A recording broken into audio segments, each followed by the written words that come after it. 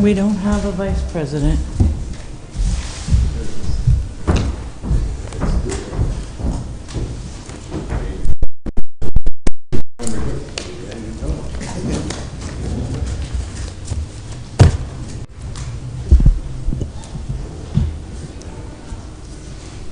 On you, Lori.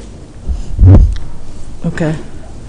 Roll call for the City Council meeting of Wednesday, August 4th, 2021. Mr. Keys, Ms. Allen, Mr. Brennan, Mrs. Schaaf, Mr. Winarski, Mr. Witherspoon. Do we have Mr. Rosinski remotely? We do not. Okay.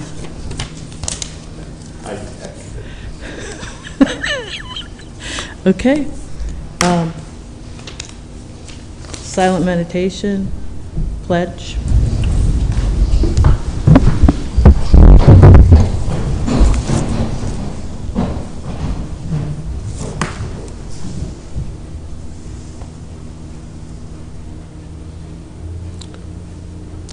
Dear Heavenly Father, we just thank you for this day, for gathering us in this ensemble today, that we might meet and seek the best solutions for our city. We ask that you continue to bless us, comfort those who are mourning, comfort those who have suffered loss. We ask this in your name. Amen. I pledge allegiance to the flag of the United States of America and to the republic for which it stands, one nation, under God, indivisible, with liberty and justice for all.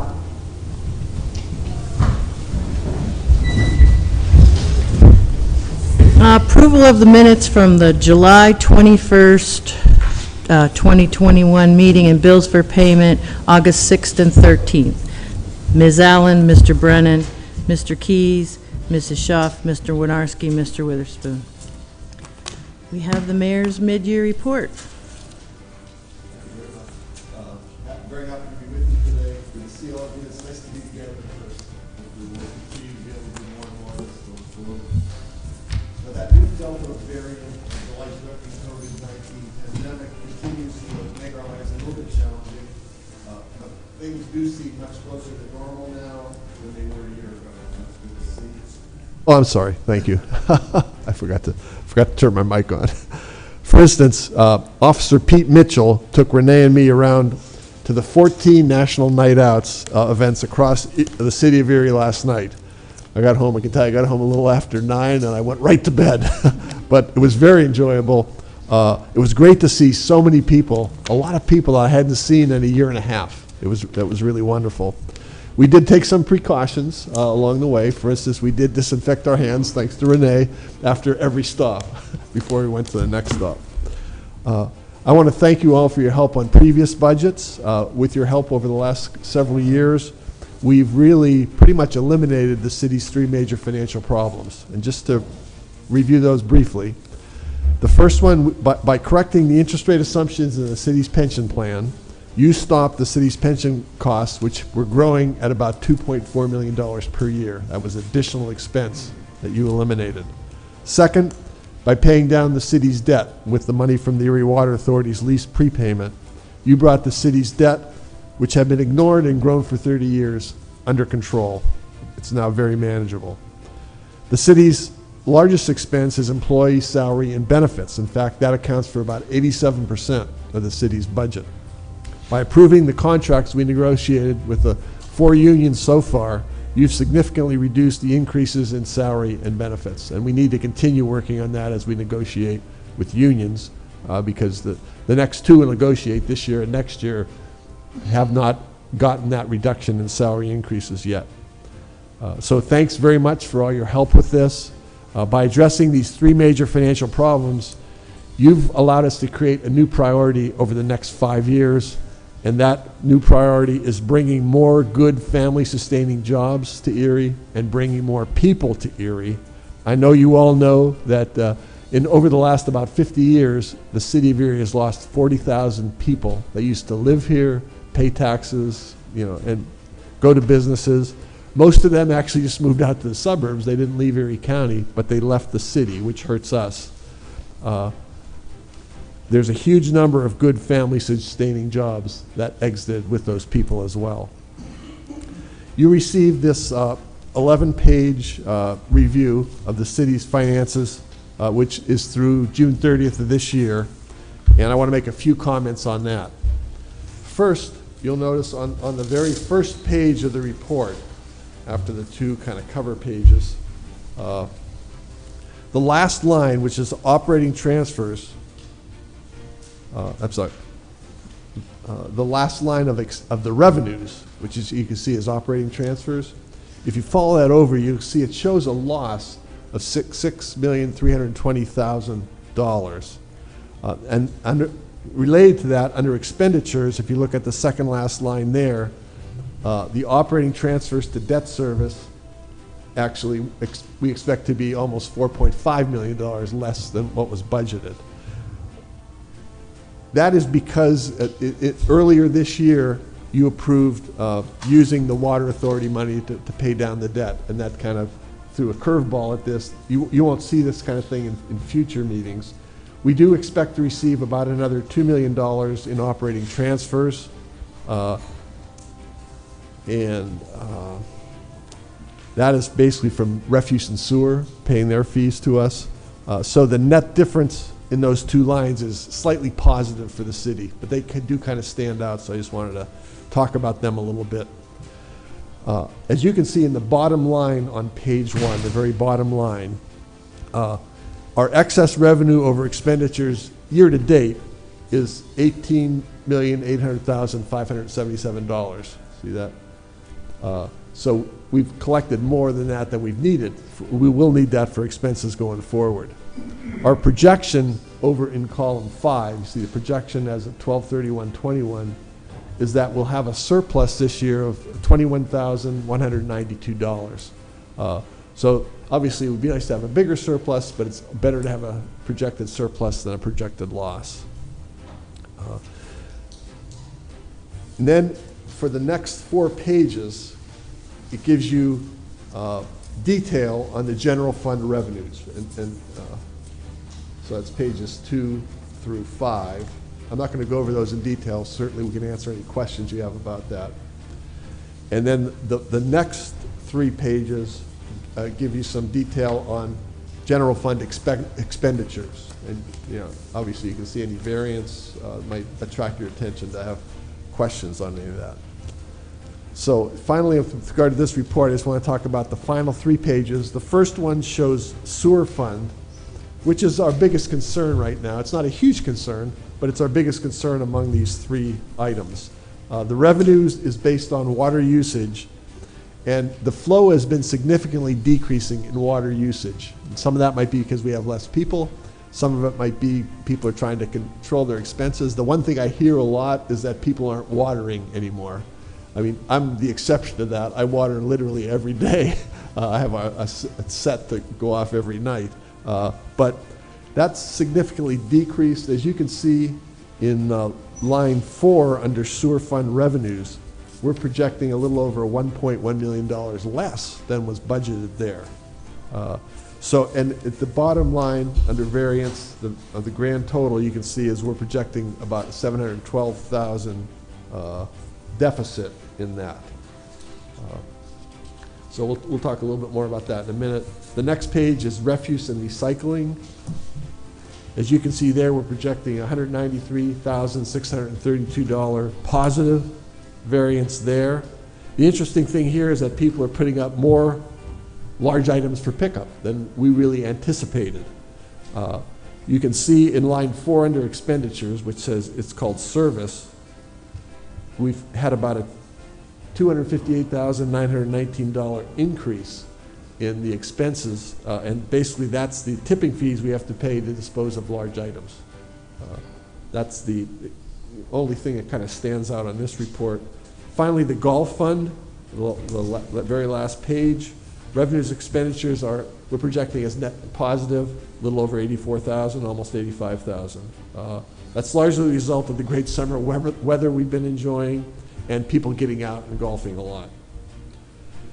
I also look forward and am expecting 2 very positive things to happen in the years ahead, really. First, as I told you about a year ago, we expect no increase in real estate tax for the next 5 years, and we don't believe we'll have to increase income or real estate tax for at least another 4 years. But if the city's financial results continue as they have for the last 18 months, which have been actually much better than we expected, I expect we'll be back to you to ask for permission to use a large portion of that $15 million that you set aside from the Water Authority money to cover any deficits over the next 5 years. We're going to wait to make sure as things progress, but we're hoping to be able to come back to you maybe in about another year or so and say, hey, we don't think we're going to need this $15 million to cover deficits.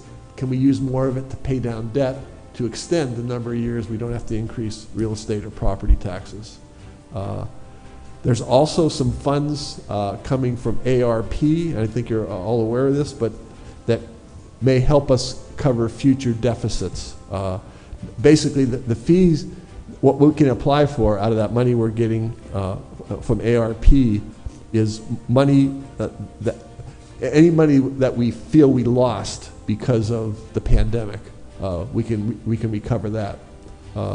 And we think that's probably going to be in the neighborhood of about $4 million.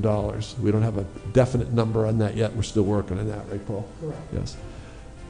Finally, I'm very proud that even in the face of COVID-19, everything my team and I do is still based on our mission, which is build opportunity, restore hope, transform Erie, and our two-sentence vision, which is that Erie is a community of choice, and we celebrate our rich cultural diversity, our welcoming, vibrant neighborhoods, our world-class downtown and bayfront, our excellent education for everyone, and our abundance of good family-sustaining jobs.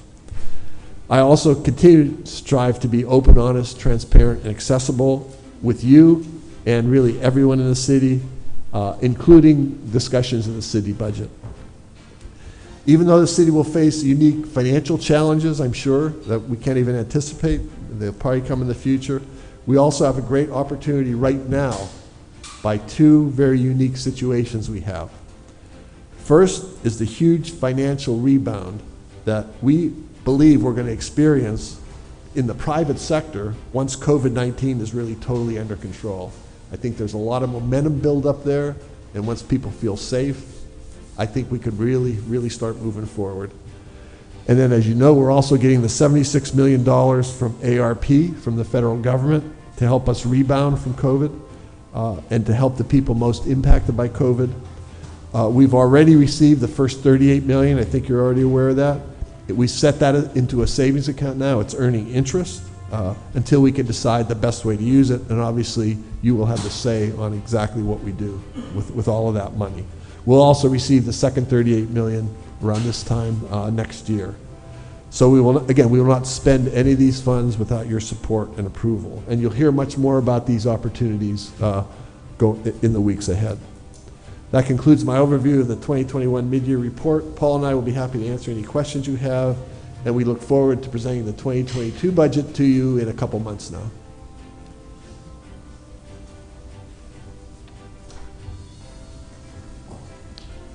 Anybody have any questions at this point? I know you're just seeing it for the first time, so if we... Good news is no questions. But we're open to questions anytime as you look through things. If you have any, please ask us. I'll ask a question. Okay, good. At our last meeting, we talked about the property tax collections, and we were somewhat behind, but we thought that we would know more after the deadline passed for paying it at face value, which we had extended. I know it just passed, but do we have any anecdotal evidence on that yet? I haven't heard anything from the Treasurer's Office. Have you, Paul? The numbers we're going to go over today at Finance Committee meeting are going to show we're still about 1 percentage point behind collections of last year. Now, 1 percentage point is, $350,000 seems like a lot of money, but the numbers you're getting are based on last Friday. So Kaz and Ed were going to leave what they call leave the window open, leave the reception of cash in through the beginning of this week. So it's hard to say, Liz, what what came in Saturday, Sunday, Monday, Tuesday. But you also need to remember, and I know you know this, that just for, everybody listening, last year's collections, we normally budget around 90 to 91% in collection of the beginning of the year assessment.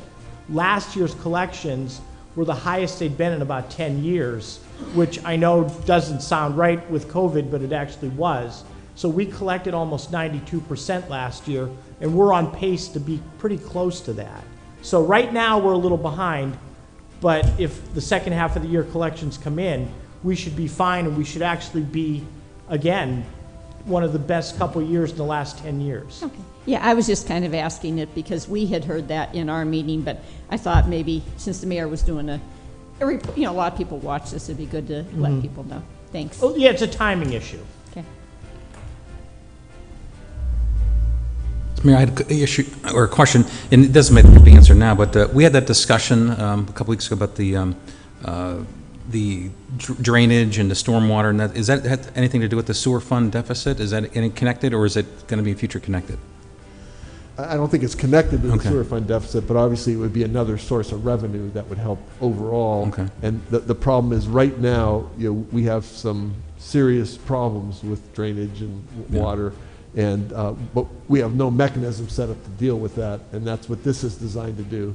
It's designed to set aside $1 million or so every year to deal with issues with water and drainage. Okay. Because we were going to discuss that further. I think we just had a study session to present that. That's I right, think we're going to yes. talk about And it it's- further to see, what the needs are and Yeah. what resources we need to satisfy that requirement. Yes, we think that'll be a good thing long-term for the city, but it's you guys have to be comfortable with it and believe in it and approve it before it'll go into effect. Okay. And the other quick item is, at the answer now, Paul, but for the golf, are numbers up or down? I know we discussed. Golf is up this year. Yeah. Good weather. Golf was up last year. Good weather. Yeah. It's always, weather dependent. Yeah, because there's always been discussion about funding golf, but we know it's well used. If it continues to be well used, it makes sense. We want to keep investing in it. But if it's not, then that's another story. So Yeah, that's why I at National least Golf, asked. National Golf Foundation, some of the reports they've written have actually said in the golf industry, I hate to say this, COVID has pushed golf usage up. We couldn't go to the theater, we couldn't go to the baseball games, picnics. A lot of the things that we were doing, as the mayor said, it's the first time he'd seen a lot of people at National Night Out in a year and a half, just because, with social distancing and all of those things, we couldn't partake of those things, but golf course usage has gone up. So, And my last comment is just something that we've always talked about before is anything we can do to continue to take the burden, if possible, off the city taxpayers and share it with any municipality that is sharing our resources, sharing our infrastructure. That's always been a discussion. I know, Paul, I've been pounding you on that a lot. But, we have the sewer system. We have a lot of these resources. Let's try to see what we can do for our taxpayers to share that with the municipalities that benefit from that. and we posted the contracts that you asked for from all the municipalities for the sewer plant. If we want to get together on that somehow, if you want to have a study session, Mr. Betts will be up here in a minute. You can ask him about, what steps moving forward we can take to try to get the municipalities involved a little bit more. Okay, great. That's all I have for today. I wanted to follow up on David's question. I'm glad he asked about the stormwater because I saw Ed Kissel at the library the other day, and he gave me some more copies. He had already given City Council copies of this the regional stormwater management, what's working in Cleveland. And I think, after the deluges of rain that we've had in this whole summer, really, we understand how much that's probably stressing the stormwater management. And I was walking on South Shore the other day, I think it was just yesterday, and I saw somebody had kind of a big hose hooked up to their swimming pool and was draining the pool into the street on South Shore. And I was like, are you allowed to do that? I didn't say it to the person, but I took a picture of the address, and I just don't think that my gut instinct was, no, you aren't allowed to do that. It was a quite elaborate system, so I'm going to share it with Public Works, and just, it didn't seem right to me, so anyhow, that was what I saw on my walk. So two things, the huge rains, and then somebody just saying, I'm just going to drain my swimming pool into the storm system on South Shore. Anyhow, I think we do need to move forward and keep digging into that report that we got. That was so detailed, the report that we got from the consultant to the city, but then also Kissel made a plea for me to say, everybody on city council, read the handout he gave us on what's going on in Cleveland, so in terms of regional addressing of stormwater. And if you know that every week there's more of those harmful algae blooms being added to the list of places where animals are in danger if they go into the water, which has to do with climate change. So it's not really part of your report, but David gave me the opening to talk about stormwater. Thank you. Mayor Joe, thank you for the midterm report. You mentioned garbage tipping fees. Is that something we should look into further about how we're doing our one-item pickup?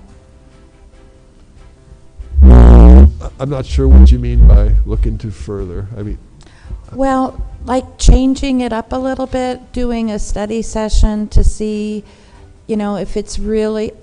Lately, I've been driving around, and I notice a lot of couches, and I don't think they're getting picked up the way they're supposed to be. I don't know if people aren't calling, and I just noticed a lot of more, it's just garbage. Yeah. That needs to be picked up, and I don't know. Yeah. You mentioned that it's more money this year. I know we've had a lot of we've had a lot of turnover in garbage, and of course, I think it's got to be hard to find people that are willing to work at night when most people are sleeping, and it's also a difficult job if you think about it. The stuff they're picking up, for hours, it's got to take a toll on your body as well. They're mostly young people, but I know a couple weeks ago, I think we were short like 7 people for doing that evening's pickup, and that was in my neighborhood. And I saw the result, which was, it was probably midday before most of the stuff was picked up the next day. They just didn't have the people, so that's one of the main problems. Now, that fund actually still has a surplus in it, so I don't think there's a financial reason that we need to look at that. But I know that and I would encourage you to talk to Public Works about this, Dave or Chuck, and kind of run it by them and see what they think. They're the ones that live with it and do it every day. Thank you. Sure, thank you. Good morning, Mr. Mayor. Hey, Jim. Back to the garbage. I know a lot of the carriers maybe getting $10, $12 an hour as a part-time wage when you can go and work an easier job per se, maybe at a Taco Bell, or start at 15 or something. Is there somewhere in the budget that we can try to get more of the carriers or the workers so we don't have this problem? I know right now I've gotten the phone calls, they haven't picked up our compost. Please relax, give it time, have patience. They will get to you. But I believe we may be paying a lot of overtime right now because we have such a low employee of garbage men that what can we do, or if there's some incentive we can give to get more people to want to do this. Yeah, I know go ahead. Oh, You wanna add respond something? first, Okay. sir. I know Public Works is working hard on that. I do think they may have increased the wages. I don't know the exact numbers. They definitely did. Yes, we did. Yeah, Yeah. So obviously we're trying. It's not an easy problem to solve, but we're working on it. And we'll take a look for next year's budget, what we can do there too. If, Yeah. Jim, the contract we have with the Teamsters mandates that there's so many full-time people that must be out on each truck and so many of the seasonal part-timers. So it's very difficult scheduling-wise to make sure you have the correct balance, and we've always tried to do that. So, It just seems, for whatever reason, this year has been one of the toughest years in and it has refuse. as you know, it has for everybody. Everybody's having that same problem. As we talk every month at the Finance Committee meeting about the unemployment rates. Unemployment is still down, but earned income tax collections are up. So it seems as though the lower income workers are the ones that aren't working right now. And it's very difficult. As the mayor said, and I didn't realize that was your neighborhood, but the refuse people about a week or two ago, they were still out at 10, 11 o'clock in the morning picking up garbage from when they had started the night before at 11. It's just very difficult to get people to do that job. And as the mayor said, it's a very physically taxing job. So, I mean, Dave and Chuck are doing their best.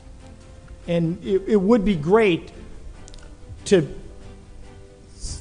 have more of the part-timers working, but it's just not the way the contract works out. And that Yeah, probably so- goes back to some of the large items that are out longer than normal, put it that way, or longer than they have in the past.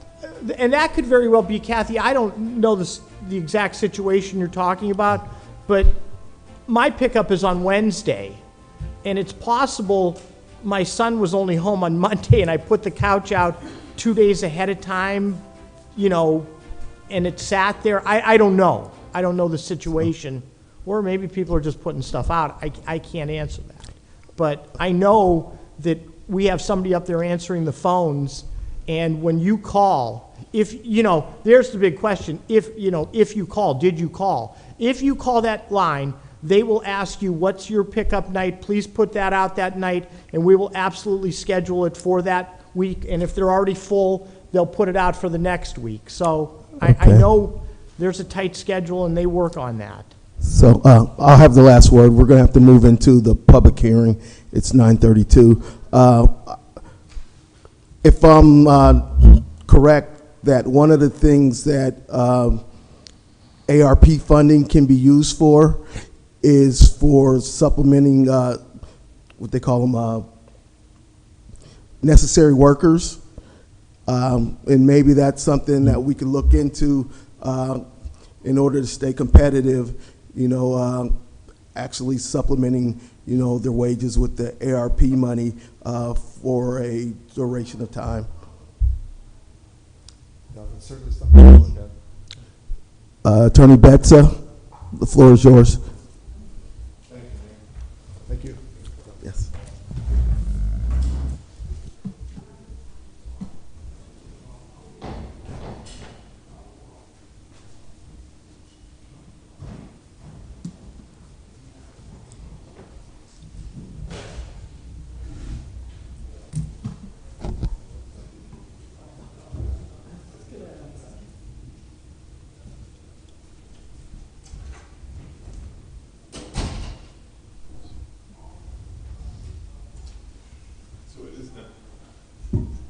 It is now 9:30, and council has scheduled a request for a conditional use in the waterfront waterfront district.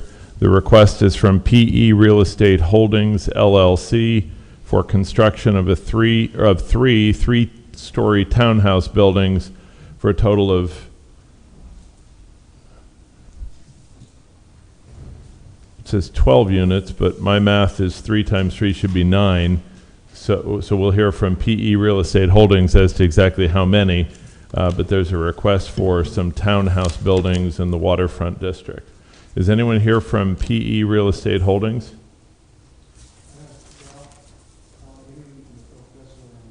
Okay. Yes.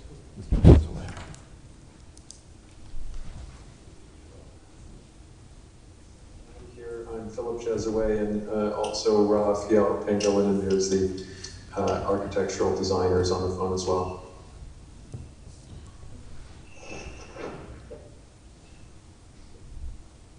Are you able to hear me? We are. Anyone that wishes to, this is a hearing, so the testimony will be sworn. We have a court reporter here, and so it's critical that anytime anyone's speaking, that we only have one person speaking, and anytime someone's speaking, they need to identify their name and also give their address so that we have a record. In the event of an appeal of any decision from council, everything that's said today is reduced to writing and provided to the court. It's critical that we don't have two people talking at the same time or nodding of heads yes. You need to use words when you're expressing an answer. And so if I may interrupt at some point just to make sure that we're creating a good record, because the court will always look to me to make sure I created the good record and I don't want to get yelled at. So anyone wishing to offer testimony, please raise your right hand and the court reporter will swear you in. Do you swear or affirm the testimony you give in this matter will be the truth, the whole truth, and nothing but the truth?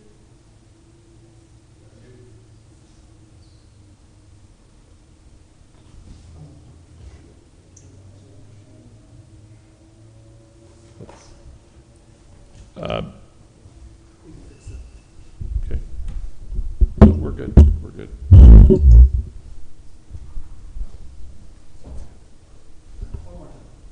Oh, sorry, they didn't hear me. Okay. Do you swear or affirm the testimony you are about to give will be the truth, the whole truth, and nothing but the truth? I do.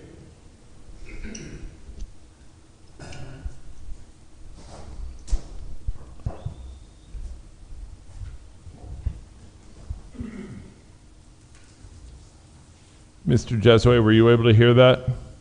Oh, yes, I was. I didn't know you were speaking to me. Oh. Yes, I do. All right. And I'm sorry, the developer that you have with you, Ralph, I did not get the last name. Raphael Pangilinan is an architect. And I also need him to swear or affirm that he will tell the truth, whole truth, nothing but the truth. Yes, I do. All right. With that, we're good on swearing in witnesses. Mr. Jesaway, the floor is yours to present your proposal. Okay. And what I'm going to do is, I don't normally do this, but I prepared a summary, and I'm going to read through the summary, and then, because I think it's a succinct description of the project. And then at the end, if there's additional questions beyond that, I'm happy to answer those for the council members.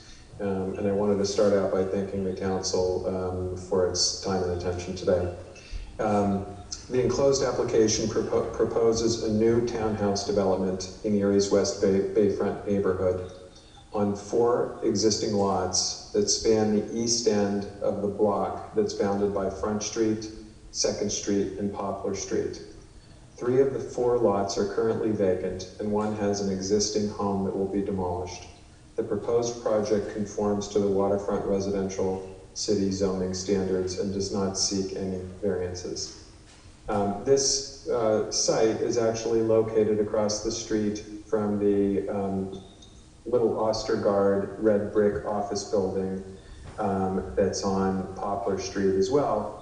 So this block end basically faces that office building and its parking lot. The development will feature 12 for-sale townhomes surrounding an interior courtyard that will be accessed from a 2-way common driveway off of Poplar Street that also faces the Ostergaard office building. The courtyard will provide rear garage access to all but one of the homes, so that on the outside of the homes, they will be unencumbered by driveways and automobiles. They'll be hidden behind some garages. The homes will face 2nd Street, Front Street, and Poplar Street, and all homes will have front yards with planting areas, lawns, traditional front porches, and picket fences, white wood picket fences. The individual townhomes will all be 3 stories. They'll feature a garage on the ground floor. Some will feature a home office on the ground floor. All will feature a large entry vestibule. All will feature front porches that open out into a yard and face the street. And there'll be a variety of floor plans. Some will be 2-bedroom, 2.5 bathroom. Some will be 3-bedroom, 2.5 bath. Some will be 3-bedroom plus a den plus 3.5 bathrooms. So everything from a smaller or medium-sized home to a fairly large home. The square footage will range from 1,600 square feet to 2,400 square feet. And 4 of the homes will have a 1-car garage. Those are generally the smaller ones. And 8 will have 2-car garages. Half of the homes will feature home offices. The proposed design concept is a modern interpretation of American colonial vernacular architecture. To add variety, the architect grouped the townhouses into 3 groups, not 4 groups, each in the same style, but with slightly different architectural elements. And actually there are, even though they're attached, there really are sort of 4 groups that face the different streets and are split up from one another. And you'll see that in the site plan. The homes will feature exterior materials that are representative of the neighborhood, including painted clapboard siding, traditional clapboard, weathered brick, some vertical shiplap stained wood paneling, which will be at all of the porches, which will give kind of a modern rustic element. Roof types will include a variety of roofs to give a variety to the streetscape. So there'll be hip roofs, pitched roofs, and flat roofs. All ground floor entries will feature front porches for socializing with your neighbors. Window types will also have a variety, including large floor-to-ceiling panoramic windows on Lakeview homes and traditional colonial windows on 2nd Street homes. The townhouses are anticipated to be for sale, and construction is anticipated to commence in spring of 2022.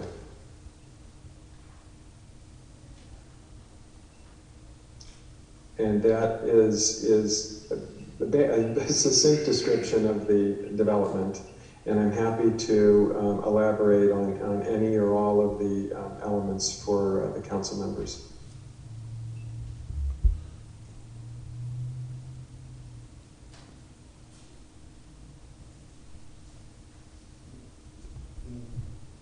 Any questions from council members?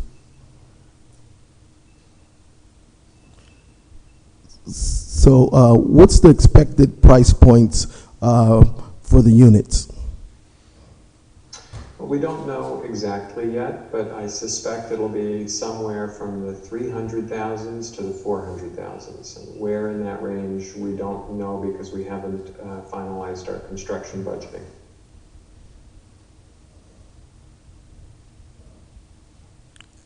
Any other questions? I have a few just to make sure we create a record. Mr. Jesaway, on the property that you're proposing to develop, the 4 lots, will there be any trees on those lots? And are you able to, and if so, can you describe those for the council? Yes, so the lot, all of the front yards and side yards will conform to the city's landscaping requirements, including screening or shielding from the adjacent neighboring properties, which will be done through a evergreen to create a permanent sort of visual barrier. That'll be an arborvitae or a juniper, that sort of a tree. In each of the individual yards, there'll be a variety of landscape materials.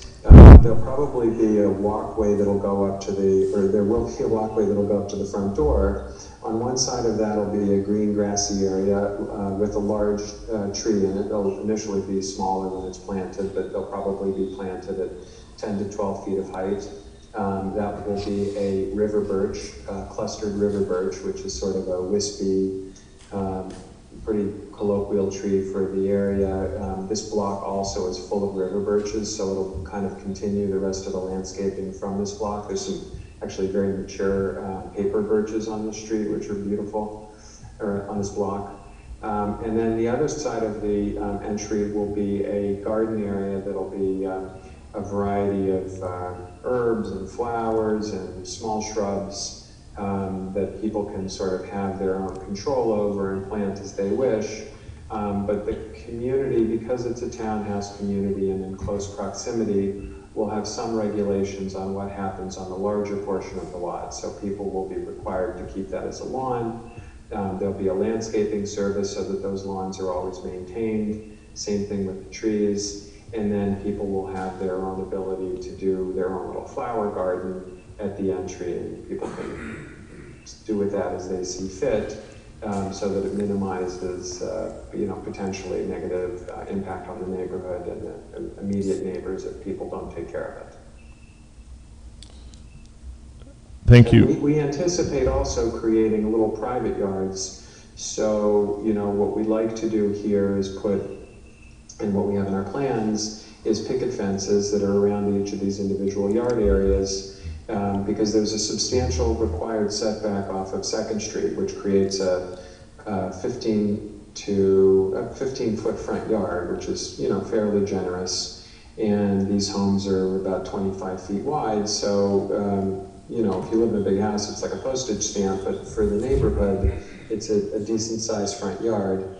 So we think that, some people may want to have, small dogs in there. Some people will have children in these homes. And people like the privacy of having, their own little garden area. Thank you, sir. I have 2 additional areas that I need to create in the record.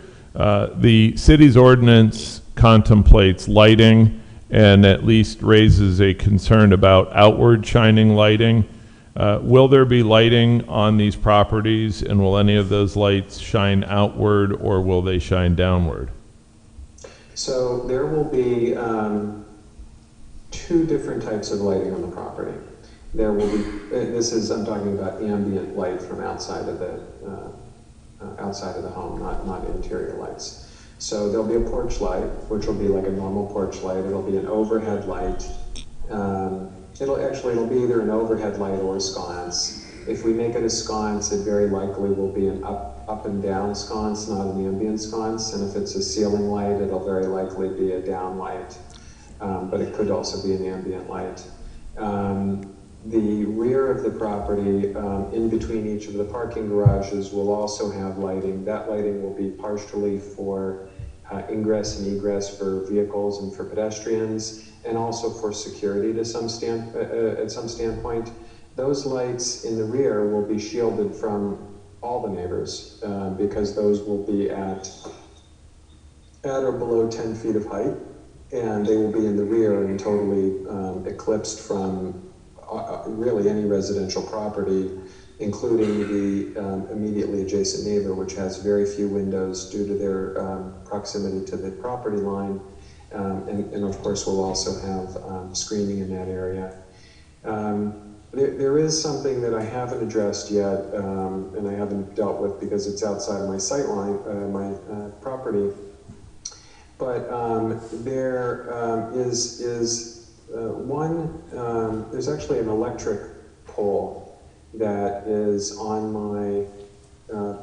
this property currently, or maybe it's outside, maybe in the swale. And that light pole services just one lone street light that's at the end of Poplar Street.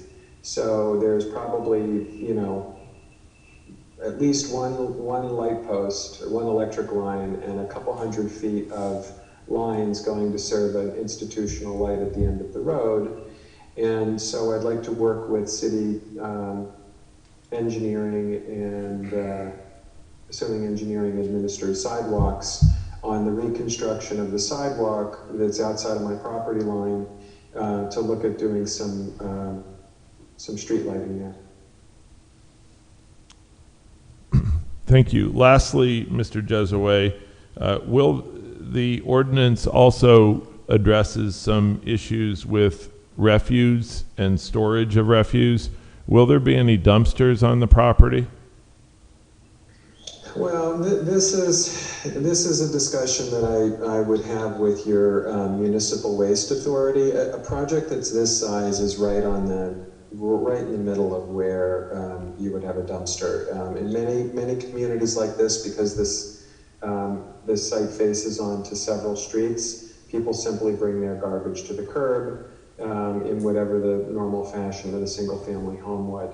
And that's beneficial in certain ways because the management of on-site refuse, a lot of people have an issue with, a lot of municipalities and neighbors have an issue with, because the dumpsters are noisy. The trucks that pick them up generally do it at off times, very early in the morning. They back up, it beeps, they wake everybody in the neighborhood up, and it's generally not popular.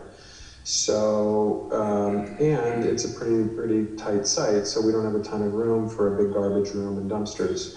So I would, again, this would be a discussion that I would have with the Municipal Waste Authority. I would ask them, what they preferred, what worked for them, and then we would do something that suited their needs. But because of the size and because of the multiple orientations, we would contemplate doing this the old-fashioned way, with people bringing their garbage to the curb at appropriate collection times. And I promise this will be my last question. I just want to make it clear in the record that do you understand that if the municipal waste authorities do require a dumpster, that the city's ordinance would require that that dumpster be closed in on 3 sides and also screened from public view? Yeah, we have room to do that. I don't love it, but we have room to do it if we need to do it. So definitely, I'm agreeing to that. Thank you, Mr. Jesway. That's all I have for record creation purposes. Does council have any questions for Mr. Jesway? Yes, I have one question. Will your electrical service be underground or overhead? Underground. Thank you. Well, actually, it'll be both. So basically, what we'd like to do is get rid of the electric line that's on the site, figure out a way to power the lamp post that's at the end of Poplar Street that doesn't involve, sending a line all the way out to it, which is very unsightly. And what I'd like to do is bring an underground service from 2nd Street up my property line that's adjacent with my neighbors, or bring it in from Poplar. And I've had this discussion with Penelec, or First Serve, I guess they're called it. I can't remember the name now, but Penelec. And that we would have an above-ground transformer, which would be located at the rear of the property. That transformer is about the height of a human being and about the same size. And that transformer would service all 12 of the units, and all 12 of those units would be serviced from underground individual feeds from that transformer on the site. Okay, would that be a 34.5 transformer or secondary?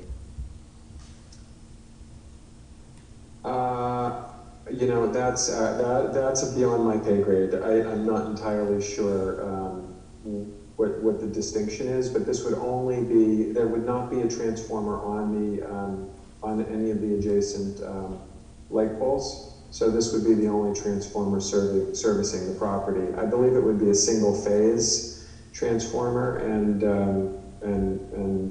it would be the only transformer. Thank you, sir. I have a question for Mr. Jesaway. Did you do a needs survey and population study survey of the Erie area? You have 3 stories. I'm assuming there's no elevator in them, which means you need able-bodied people with good knees going up and down those stairs. And you have them, let's say, for sale at $300K to $400K, which means that they'd have to be making a decent wage here in Erie, Pennsylvania.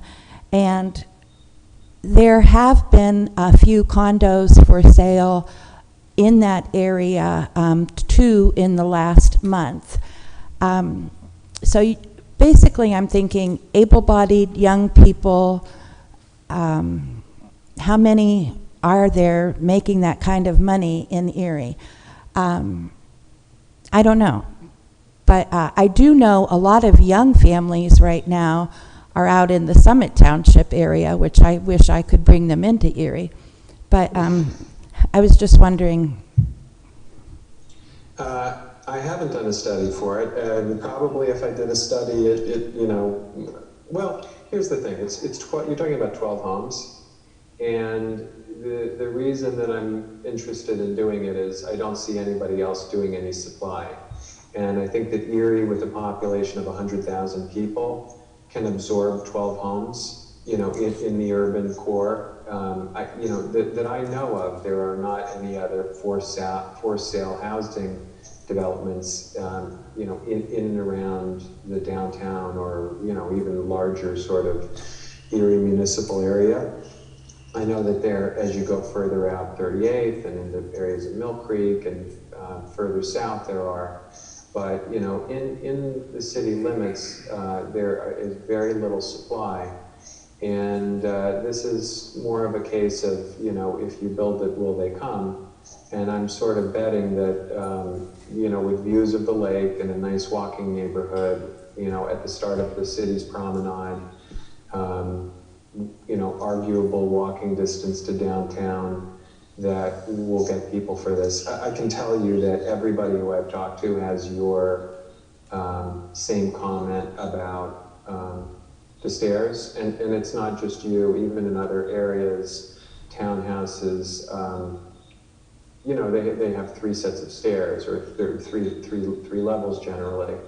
And, as people get older, they don't like to navigate stairs so much. So I don't know that we're going to get any, octogenarians here. But I think that there are a lot of septuagenarians who are in good shape, who are downsizing, and who, spend time between Florida and Erie, who might like something, small, new, and nice, that is managed and maintained for them. And so I suspect that there will be some healthier, older folks who will jump on the bandwagon. But the few realtors, and I'm working with a really good group from town, have said they wanted me to put elevators in them. But I think these townhouses are just too small for elevators, and the elevators would make them very, very expensive. So we've elected not to do that.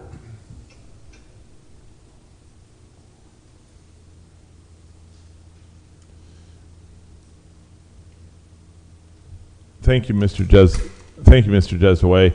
Everyone who would like to be heard on this will be given an opportunity, but before we move on to the next witness, is there any party that has any specific questions for Mr. Jesaway?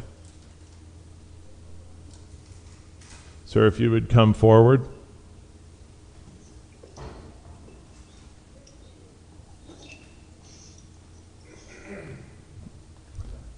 And sir, if you would please give us your name and address.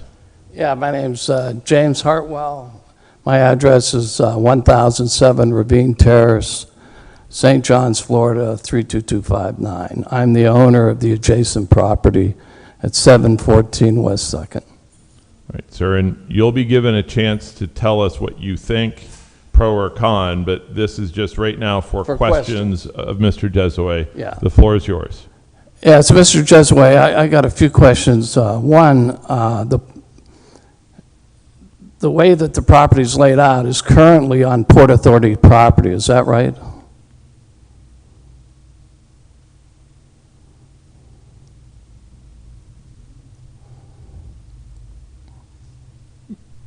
Hello? Mr. Jesaway, are you able to hear the question? I'm sorry, I was muted again. I apologize. It is not. So we have an irregular property line. And the property line, if you look at the existing survey, sort of juts out in the shape of the site plan. So Port Authority line does not go in a linear fashion from sort of the middle of the block to the east of the block. Instead, right sort of about a third of the way into this site, it juts north about 60 feet, it looks like, and then goes west and then back again. So it has an irregular site. Okay. So I'm not on Port Authority property, and I'm not permitted to be. You're not on, okay, because it was my understanding that the Port Authority line went through the current Blue House, went through the garage. That's not the case. Oh, okay, because We it did cuts a it through, survey.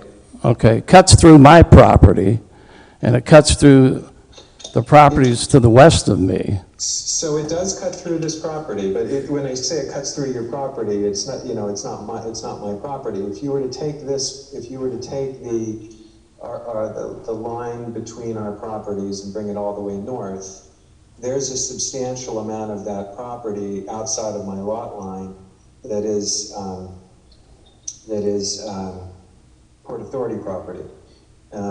And if I'm not able to see what can be shown there on the screen by the city council, but my site plan and my survey clearly shows that. And my surveyor, who's the biggest survey in town, also did the survey for the Port Authority, and we double and triple and quadruple checked that the boundaries were correct.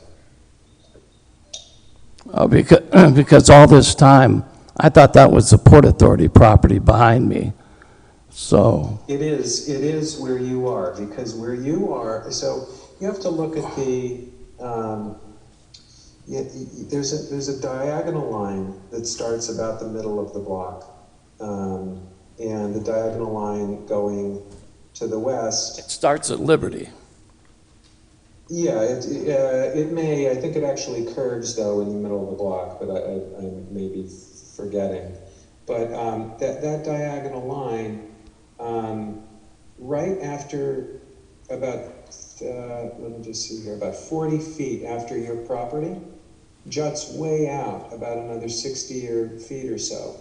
So, it cuts both of us off, from the Port Authority property, but then it adds a little bit more to my site, but then there's still, substantial Port Authority property on the outside of that line between my property line and the edge of Front Street. My property does not go all the way to Front Street, even at the part that's bumped out. Okay, so you won't have to purchase anything from the Port Authority? No, they wouldn't sell it. Okay, I guess, I don't have any good print to look at, so, but I always assumed that it went through that that garage over to Popular.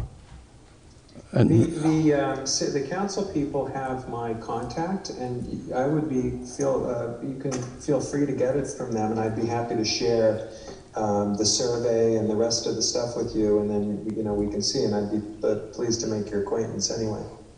yeah, because this is going to really hurt my property. All right, hold on. As painful as what I'm about to say, you'll have an opportunity to tell your story. I've got to make sure we follow a specific format, so I apologize, but we have to, any other questions for Mr. Jesaway? No. All right, and you'll be given a chance, I promise, to tell your... with that, we will end with Mr. Jesaway's testimony. Mr. Jesaway, do you wish to present any other witness on behalf of the proposed development? No. Does council have any questions? I apologize for Mr. Jesaway as a follow-up to the questions that were asked. All right, so we're concluded with Mr. Jesaway and the developer. Is there anyone else that is here either by Zoom or in person that wishes to offer testimony regarding the proposed waterfront conditional use?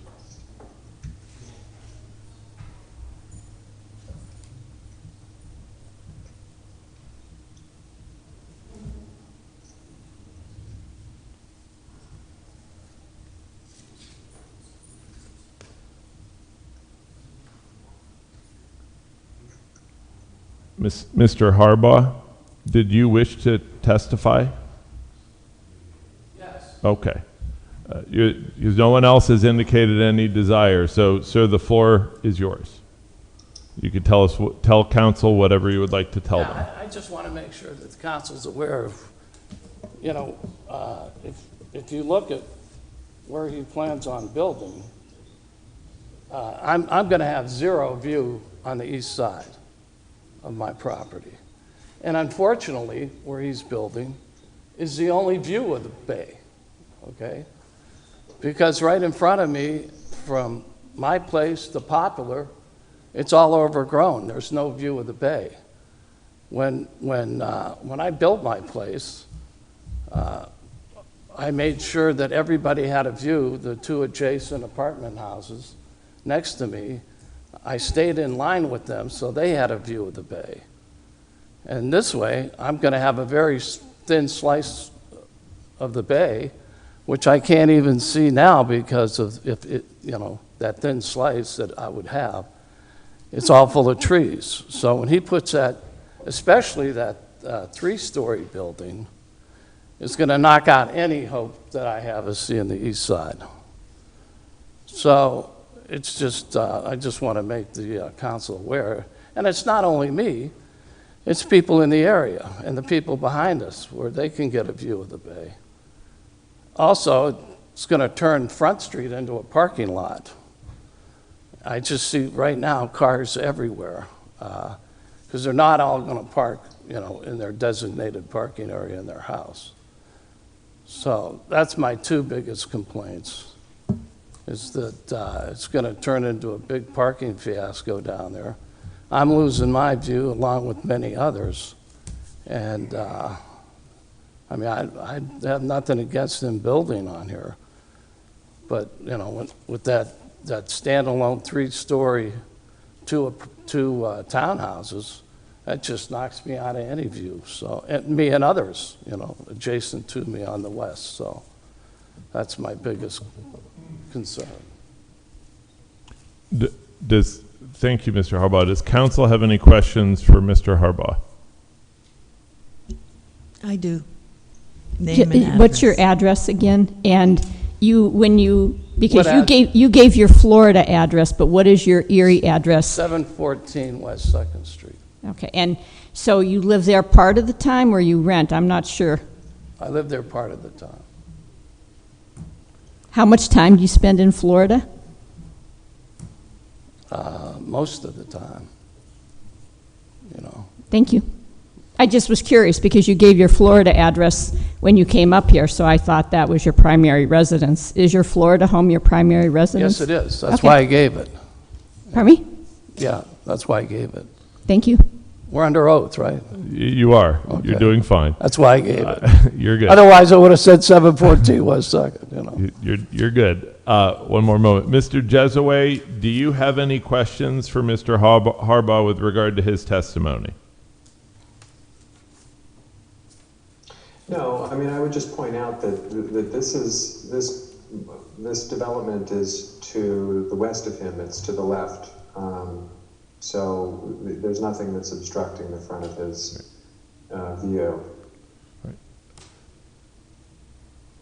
To the left of me, it's to the east of me. I would just point out that this is not, this is to the east of him. So it's a side lot, in other words. So this is not built in front of him. I wanted to clarify that. I didn't say it was built in front of me. I said that I wouldn't have that eastern view. Right. Well, council will have the maps and we'll have the address, so the layout we have access to. Does council have any questions for Mr. Harbaugh as a follow-up? Thank you, sir. Thank you. Is there anyone else that wishes to offer testimony with regard to the proposed waterfront conditional use? With that, we will close the public hearing. Thank you all, and we can resume, Mr. Keys, with the council meeting.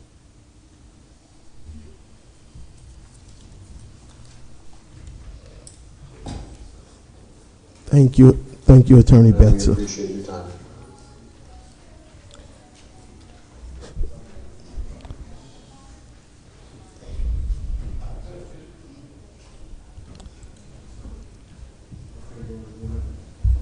Lori, whenever you're ready. Is there anyone here to speak on behalf of a repository sale?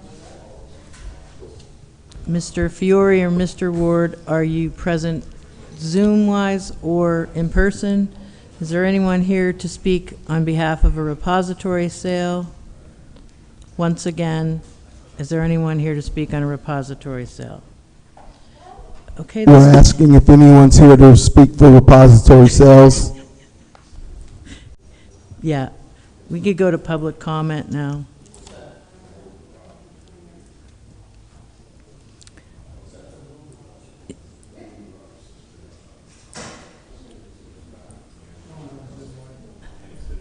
Are there any citizens who would like to be heard today?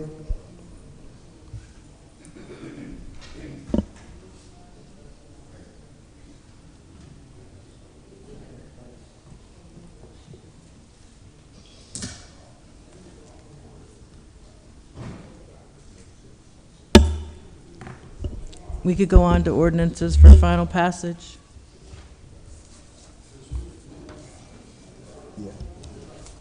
Yeah, could we please have order in the room, please? With our communication devices, we'll be disrupting the meeting.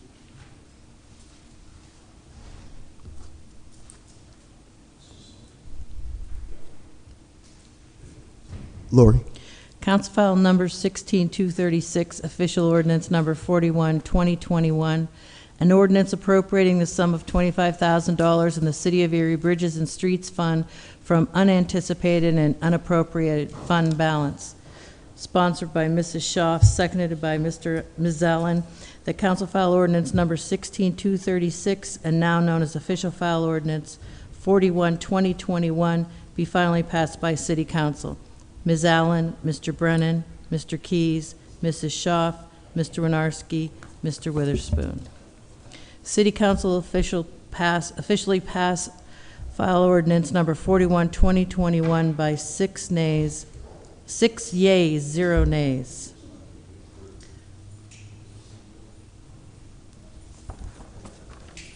Council file number 16237, an ordinance appropriating the sum of $2,733 from an appropriated and anticipated revenue from FM Global Fire Prevention Grant. This is official ordinance number 42, 2021. Sponsored by Mrs. Schaaf, seconded by Ms. Allen. The council file ordinance bill number 16237, and now known as official file ordinance 42, 2021, be finally passed by City Council. Ms. Allen, Mr. Brennan, Mr. Keys, Mrs. Schaaf, Mr. Winarski, Mr. Witherspoon. City Council passed official file ordinance 42, 2021 by yeas 6, nays 0. Council file number 16238, official file ordinance 43, 2021.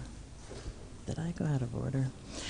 Appropriating the sum of $4,580 from appropriated and anticipated revenue from PA EMS Provider Foundation and Highmark. Sponsored by Mrs. Schaaf, seconded by Ms. Allen, the council file ordinance bill number 16238, and now known as official file ordinance 43, 2021, be finally passed by City Council. Ms. Allen, Mr. Brennan, Mr. Keys, Mrs. Schaaf, Mr. Winarski, Mr. Witherspoon. City Council passed official file ordinance 43, 2021 by yeas 6, nays 0. Council file number 16239, official ordinance 44, 2021, an ordinance amending ordinance number 26, 1958, the traffic code of the City of Erie by installation of stop signs at one intersection, Highview Boulevard and Arlington Road, stopping at Highview. Sponsored by Mr. Keys, seconded by Mr. Winarski, the council file number 44, 2021, be finally passed by City Council. Ms. Allen, Mr. Brennan, Mr. Keys, Mrs. Schaaf, Mr. Winarski, Mr. Witherspoon. City Council passed official file ordinance 44, 2021 by yeas 6, nays 0. Council File Number 16240, Official Ordinance Number 45, 2021. An ordinance appropriating the sum of $38,049,418 from unappropriated and anticipated revenue for the expenditure thereof. Funding is from the American Rescue Plan Act, state and local fiscal recovery plans. I think that this,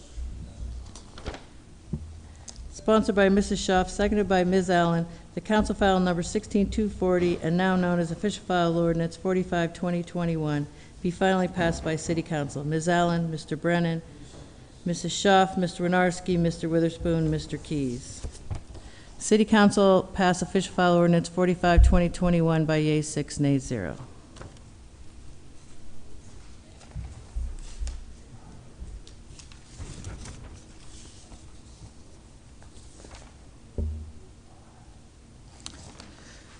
Council File Number 16241, an ordinance appropriating the sum of $1,800 of program income received in relation to the Neighborhood Housing Improvement Blight Grant, which will be utilized to strategically improve neighborhood housing through acquisition and demolition of blighted properties, homeowner rehabilitation products, and resident-identified neighborhood beautification projects. Sponsored by Mr. Witherspoon, seconded by Mrs. Schaaf. The Council File Ordinance Number 16241, having been read, is hereby adopted on first reading by City Council. Ms. Allen, Mr. Brennan, Mrs. Schaaf, Mr. Winarski, Mr. Witherspoon, Mr. Keys.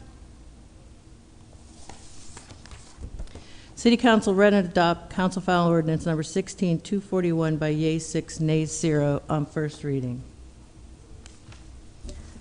Council File Number 16242, an ordinance appropriating the sum of $165,387 from unappropriated anticipated revenue to provide for the expenditure thereof for the demolition of Cauqua Avenue Bridge from the County of Erie from the $5 local use fee funds. Sponsored by Mr. Witherspoon, seconded by Mrs. Schaaf. The Council File Ordinance Number 16242, having been read, is hereby adopted on first reading by City Council. Ms. Allen, Mr. Brennan, Mrs. Schaaf, Mr. Winarski, Mr. Witherspoon, Mr. Keys. City Council read and adopt Council File Ordinance Number 16242 by yeas 6, nays 0 on first reading.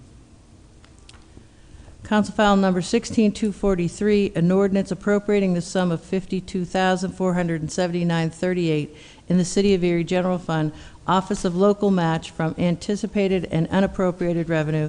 This amount reimburses the City of Erie General Fund for the position of Coordinator of Community and Economic Initiatives as part of the Community Development Block Grant annual budget. Sponsored by Mrs. Schaaf, seconded by Ms. Allen. The Council File Ordinance Number 16243, having been read, is hereby adopted on first reading by City Council. Ms. Allen, Mr. Brennan, Mrs. Schaaf, Mr. Winarski, Mr. Witherspoon, and Mr. Keys. City Council read and adopt Council File Ordinance Number 16243 by yeas 6, nays 0 on first reading.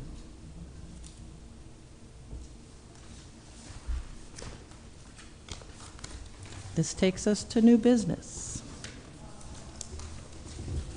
Mr. President, propose to move the balance. Second. Separations. Lori? Any separations? Yes, Mr. President, I have one number 8 in new business. I just had a couple questions.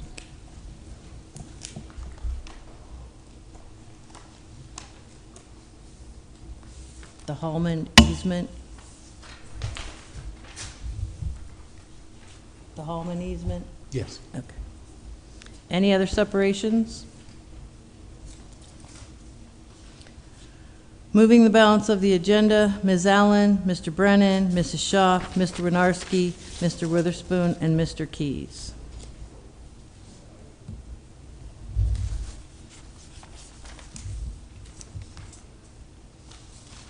We have a resolution sponsored by Mr. Witherspoon, seconded by Mrs. Schaaf.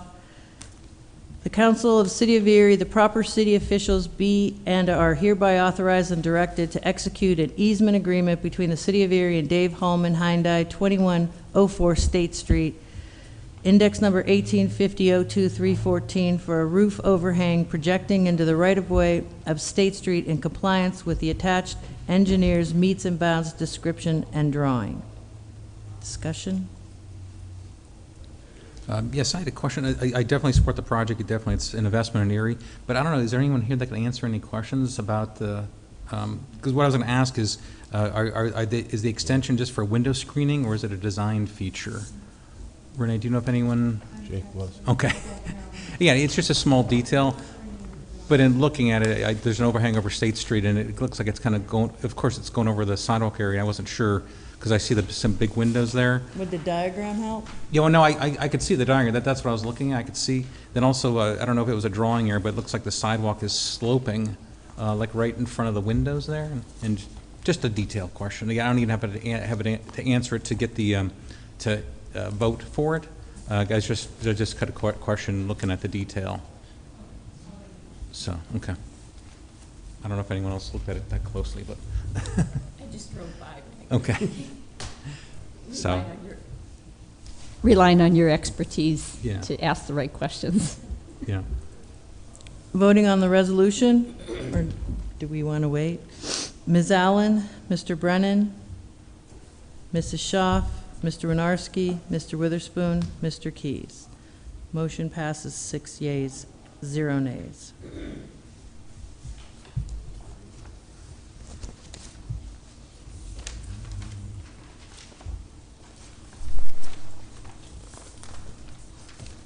Mr. Vice President, this takes us to committee reports.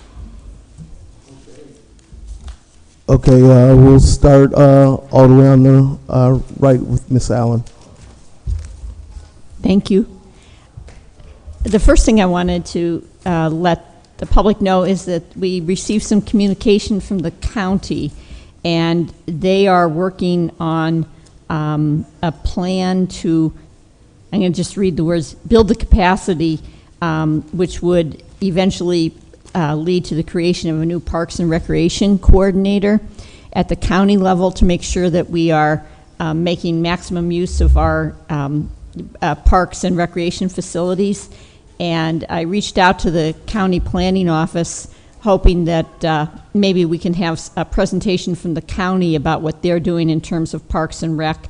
I think it's really important as we go forward for a number of reasons. We want to make sure our community stays healthy. We have a variety of initiatives from different groups wanting to create public-private partnerships with parks.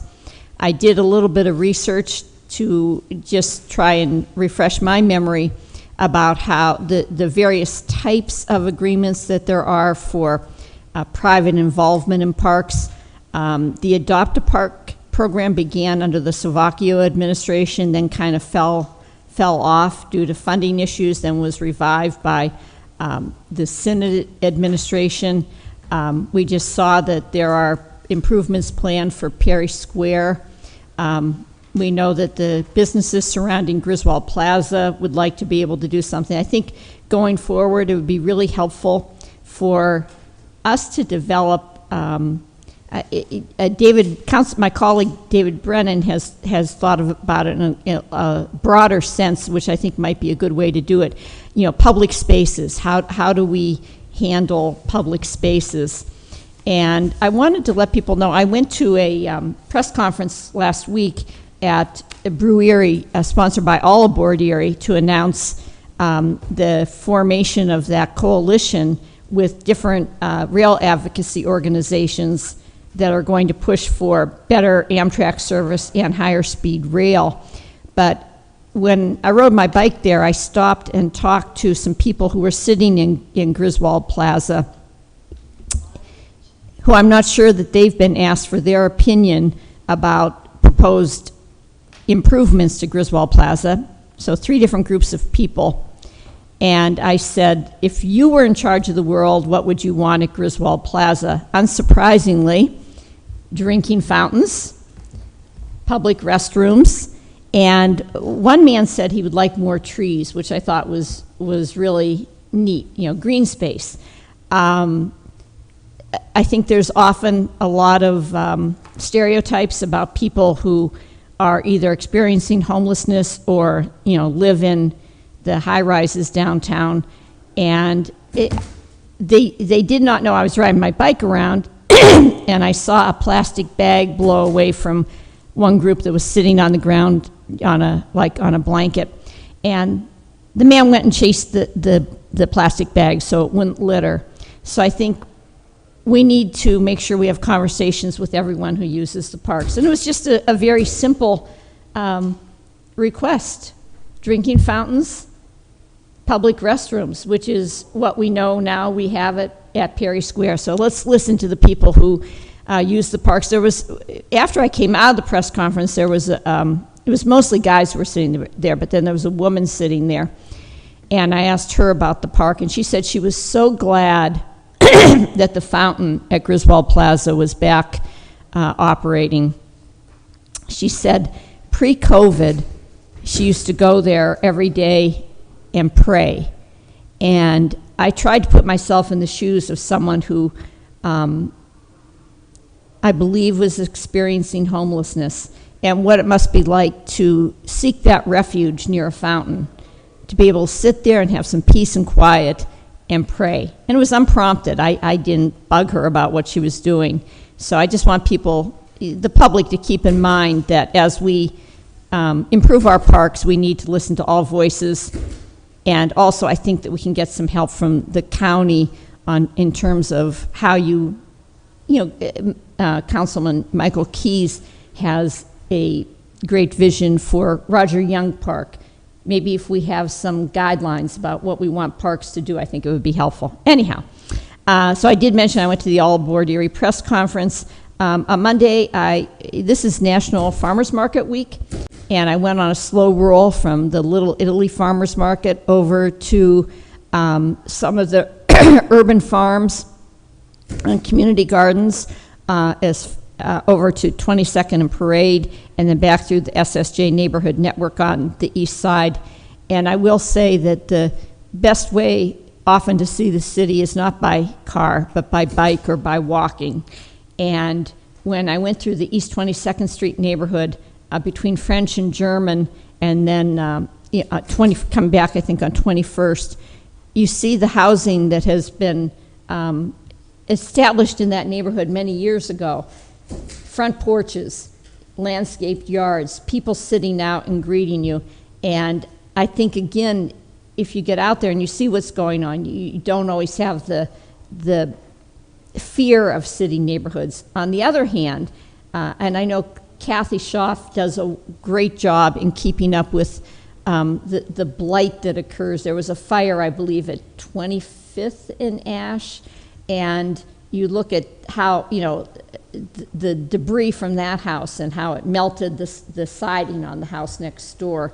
So we need to continue to keep moving forward on figuring out, we just approved some funding again for blight removal.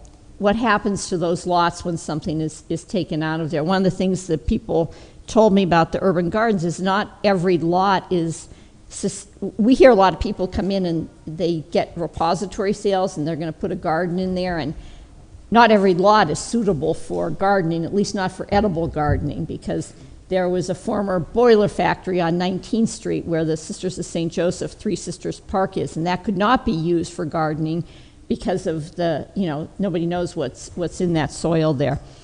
Let me see. We are, again, thanks to Kathy Schaaf, moving forward on this civility training that we're going to be undertaking. We are all going to be interviewed by our consultant by the end of August.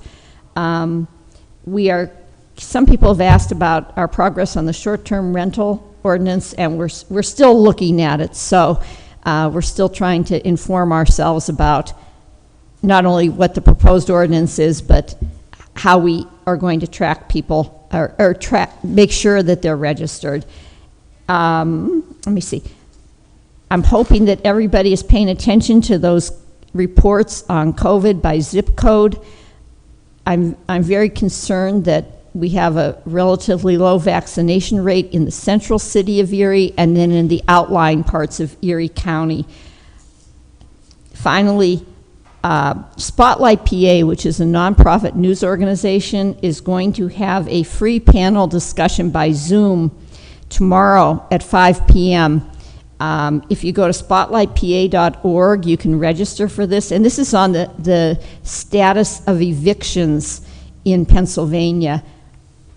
I know that we have noticed some people, kind of getting back to the park issue, but some people with like entire cushions and it looks like all of their possessions piled up into shopping carts. So I think it would be good for anybody who wants to know what the status is to have some expertise there. Free panel, 5 p.m. Thursday, sponsored by Spotlight PA. And go to spotlightpa.org to register.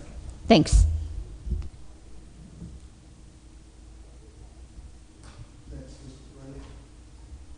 Mr. Brennan. Thank you, Mr. Vice President.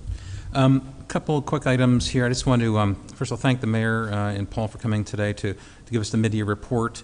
Again, much work has been done over the past couple of years, and of course this past year, but much more continued work to go.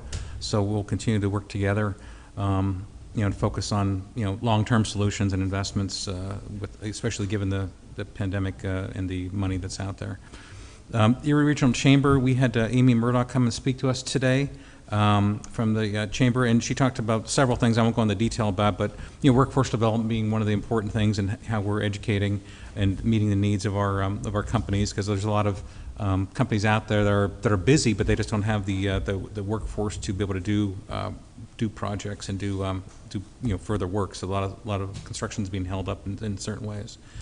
Talked about infrastructure, investment in the community, and so forth.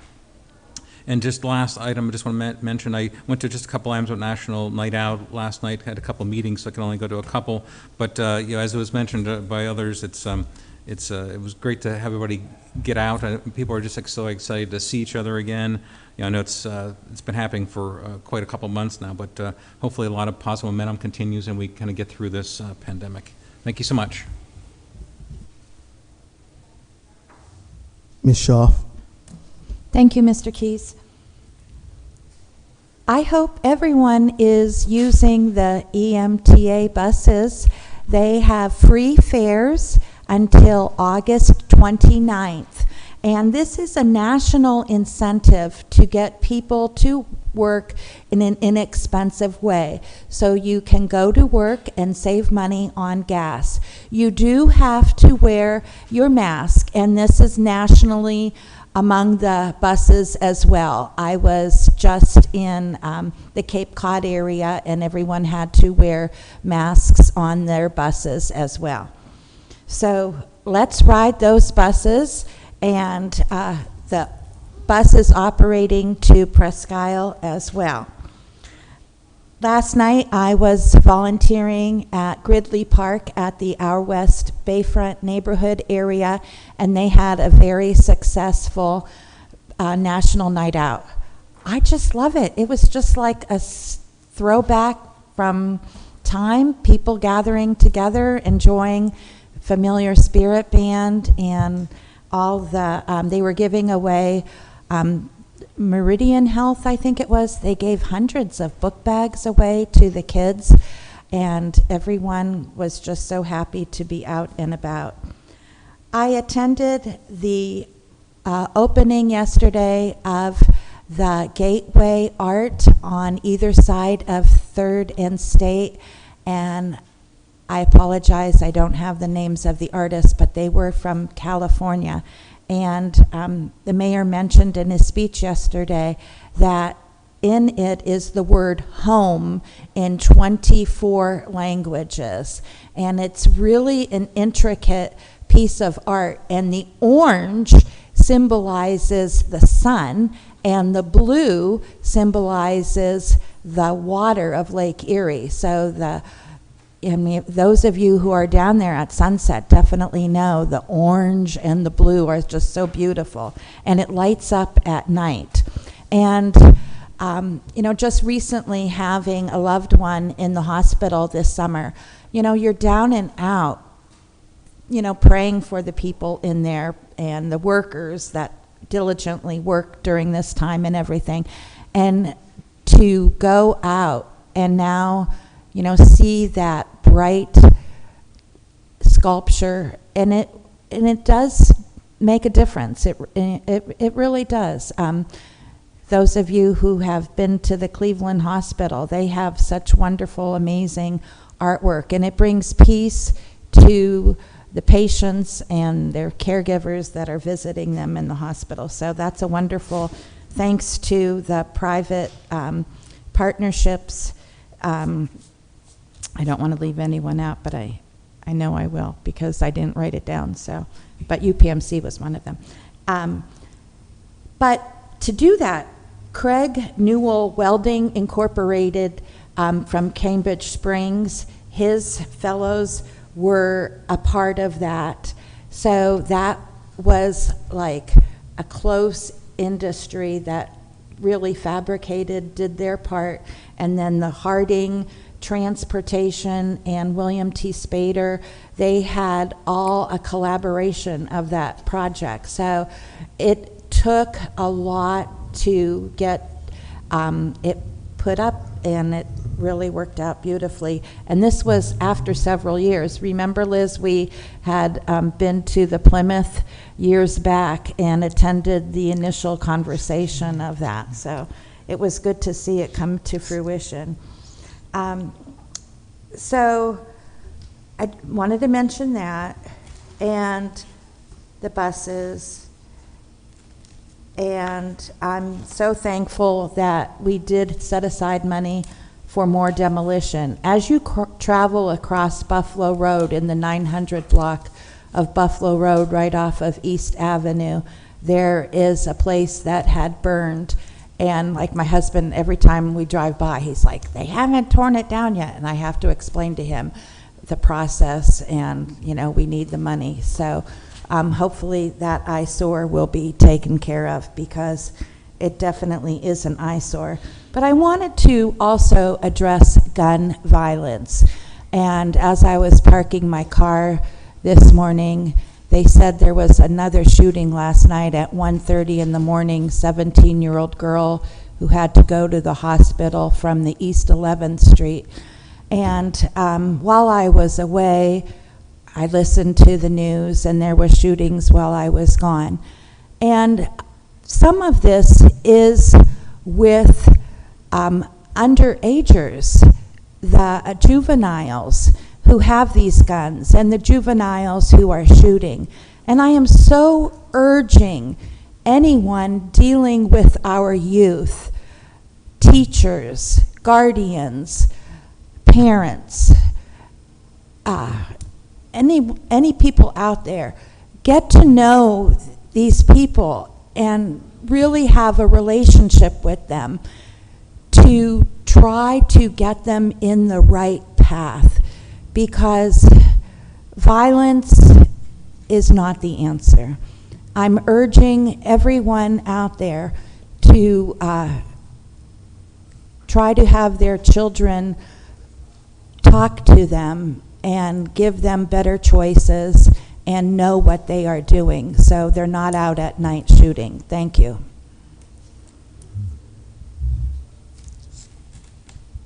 Mr. Witherspoon.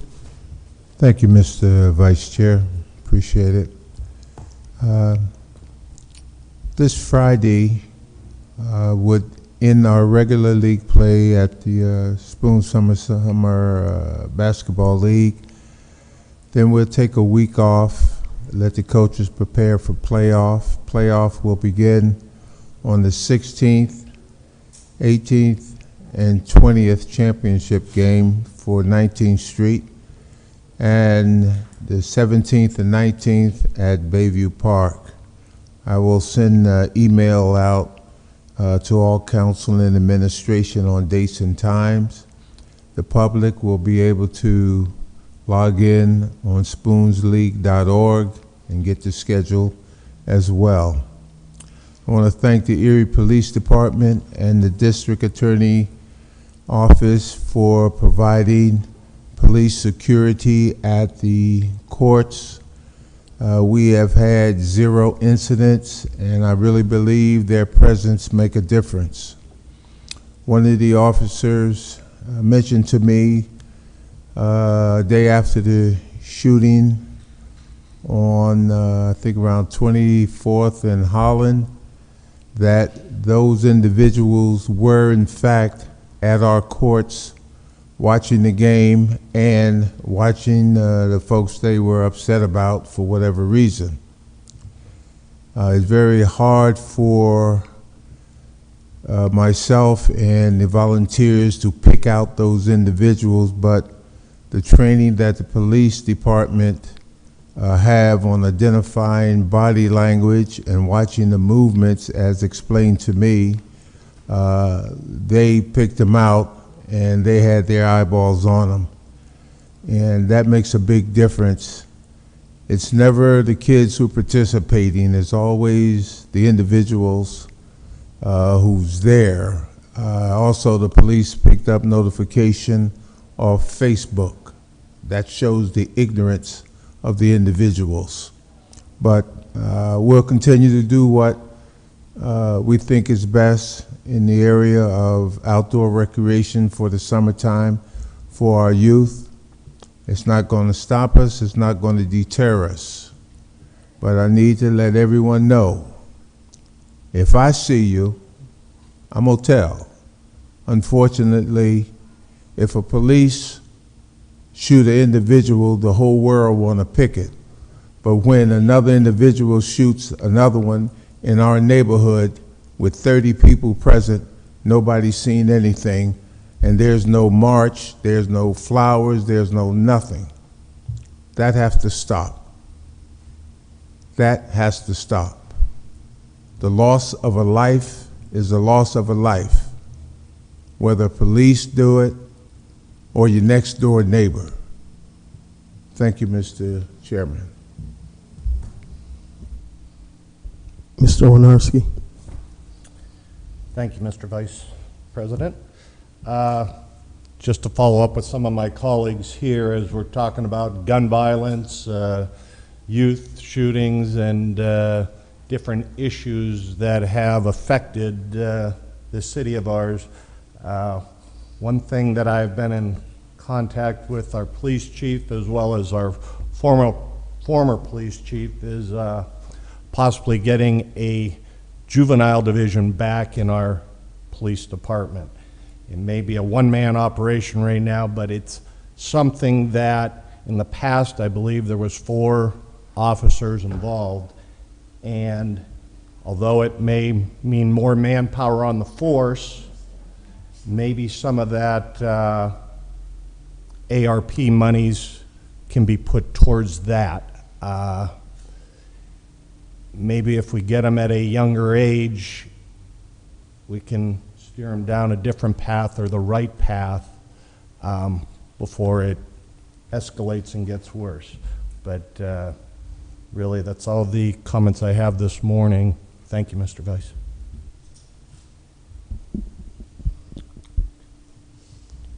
Yeah. First, since last council, I attended the airport authority meeting. The airport is dealing with some issues, and the good news is that the revenue streams, are balanced now, and they seem to be recovering from the pandemic. Hopefully, the suspension from Delta Airlines is not a permanent suspension, and we can someday resume that service also. I was at National Night Out. I went to like 3 different places last night. It was good to see all the good residents out having a good time in their particular neighborhoods. We really should take more occasions to do something like that. Even if it's located in a particular neighborhood or something citywide like was done yesterday. I think those things that enhance the quality of our lives, and fellowship with your neighbor is a great thing. I'd also like to address, gun violence. We're having a rash of gun violence with persons under 21. People under 21 can't purchase handguns.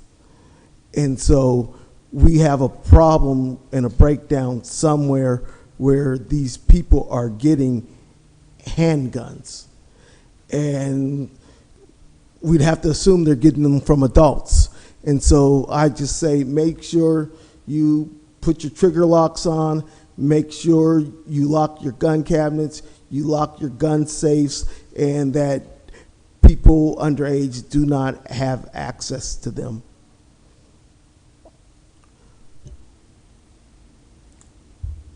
I think that concludes my my comments for today. I don't have any report. Ms. Lamus? Good morning, Council. Just a few things. I want to pick up on Councilwoman Schaaf and about the 3rd and State Street Gateway. It was a great unveiling, and the artists were Affido Idea. I always have, that trips me up. But and I also want to thank UPMC Hammett for their generous donation to make that possible. Also the Pennsylvania Department of Community and Economic Development, and ECRA, Erie County Gaming Revenue Authority. And then also, as Ms. Schaaf mentioned, Team Hardinger, Craig Newell, and William T. Spader. It was a wonderful collaborative event. Erie Downtown Partnership did the brunt of the work in collaboration with Erie Arts and Culture. And I think it's just, as you mentioned, it was the culmination of planning that began in 2016, and the artists, there was a national search done, a national call for RFPs, was reduced to, I believe, 3 finalists who all came here in the fall of 2019 to do focus groups with community members and get input, and then of course COVID hit and threw everything off track. But we finally realized the completion of the project, and I think it will be a destination for people to come and see. I haven't been able to see it yet lit up at night, but I understand that it's really beautiful at night. It's the first, as Mayor mentioned yesterday, is the first piece of public art in which we have a memorandum of understanding. It's owned by the city, but it will be maintained by Erie Downtown Partnership. So we're really excited about that. Second, National Night Out. As the Mayor mentioned last night, we got to all 14 locations in the city of Erie. It was wonderful. I wore sneakers yesterday. Usually I go straight from work and I have heels on, so the sneakers saved me, but it was wonderful to see everyone.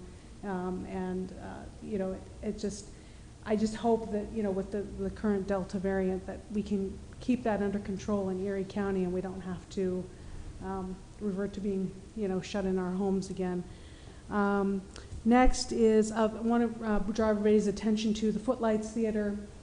There will be 2 performances, Thursday night and Friday night at Harding Elementary of the Addams Family, and doors open at 6:30 and the production's at 7 o'clock. And then St. Paul's Italian Festival is this weekend for anybody who's interested in getting out. That's Friday, Saturday, and Sunday, and they're on Facebook. In terms of the ARP, we've already discussed with council. We're in the process of meeting with the mayor's various advisory councils. We will be setting up, just to get input on priorities, general priorities overall for the community, whether that's housing or economic development, helping small businesses, neighborhood revitalization, whatever those priorities are. We will be setting up a council of advisors that City Council will be a part of. We look forward to having a study session with you in the next few weeks to discuss with you priorities as well. And then also, you mentioned the stormwater fee feasibility study and wanting to have another study session on that. So just let us know what time frame you're looking at for that, so we can get that back on course and answer any questions you might have. And then, in terms of the juvenile division, Councilman Winarski mentioned, that's been a priority of Chief Spizzarni's since 2018, and, you know, funding's not been available. But we are looking at the ARP funding as a potential way to do that.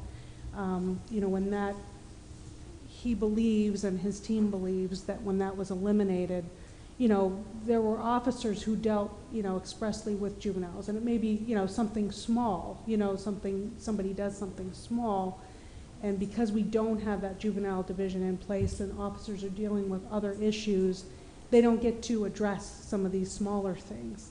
And when that happens, then those smaller things start to lead to bigger things. And so he really believes that having a juvenile division back in place again would really help with that. So we will also be wanting a study session probably just on policing needs. And then I think finally, I just wanted to bring everybody's attention to 814 Day Music Fest. In case people haven't heard about it yet, we've been doing a social media campaign about it.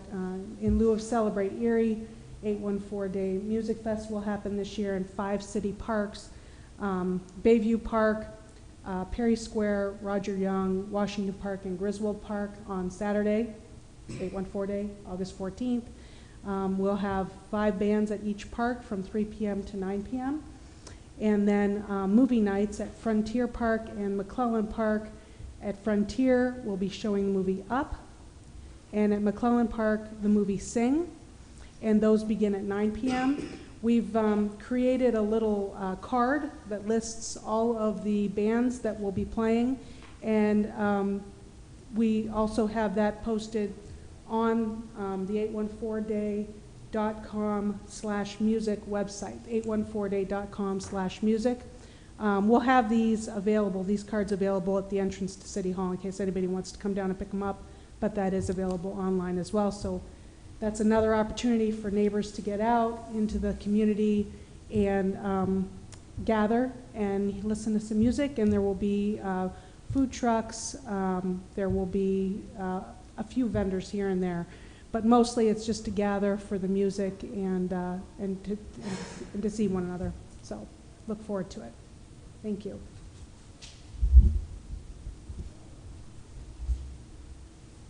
Attorney Betzer?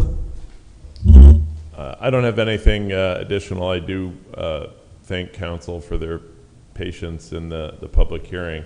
I know that moving forward, we may try to, we've had a number of conditional use requests going forward. We may try to move those to study sessions, scheduled nights, so as they don't have as much interference with council meetings. But we'll deal with them as they come. But my goal would be to try to schedule them so that we don't put a big burden on council or an inconvenience on the residents that wish to be heard. That's all I have. Thank you. This concludes the city council meeting. City council adjourned at 10:53 a.m. Mr. Keys, Ms. Allen, Mr. Brennan, Mrs. Schaaf, Mr. Winarski, Mr. Witherspoon.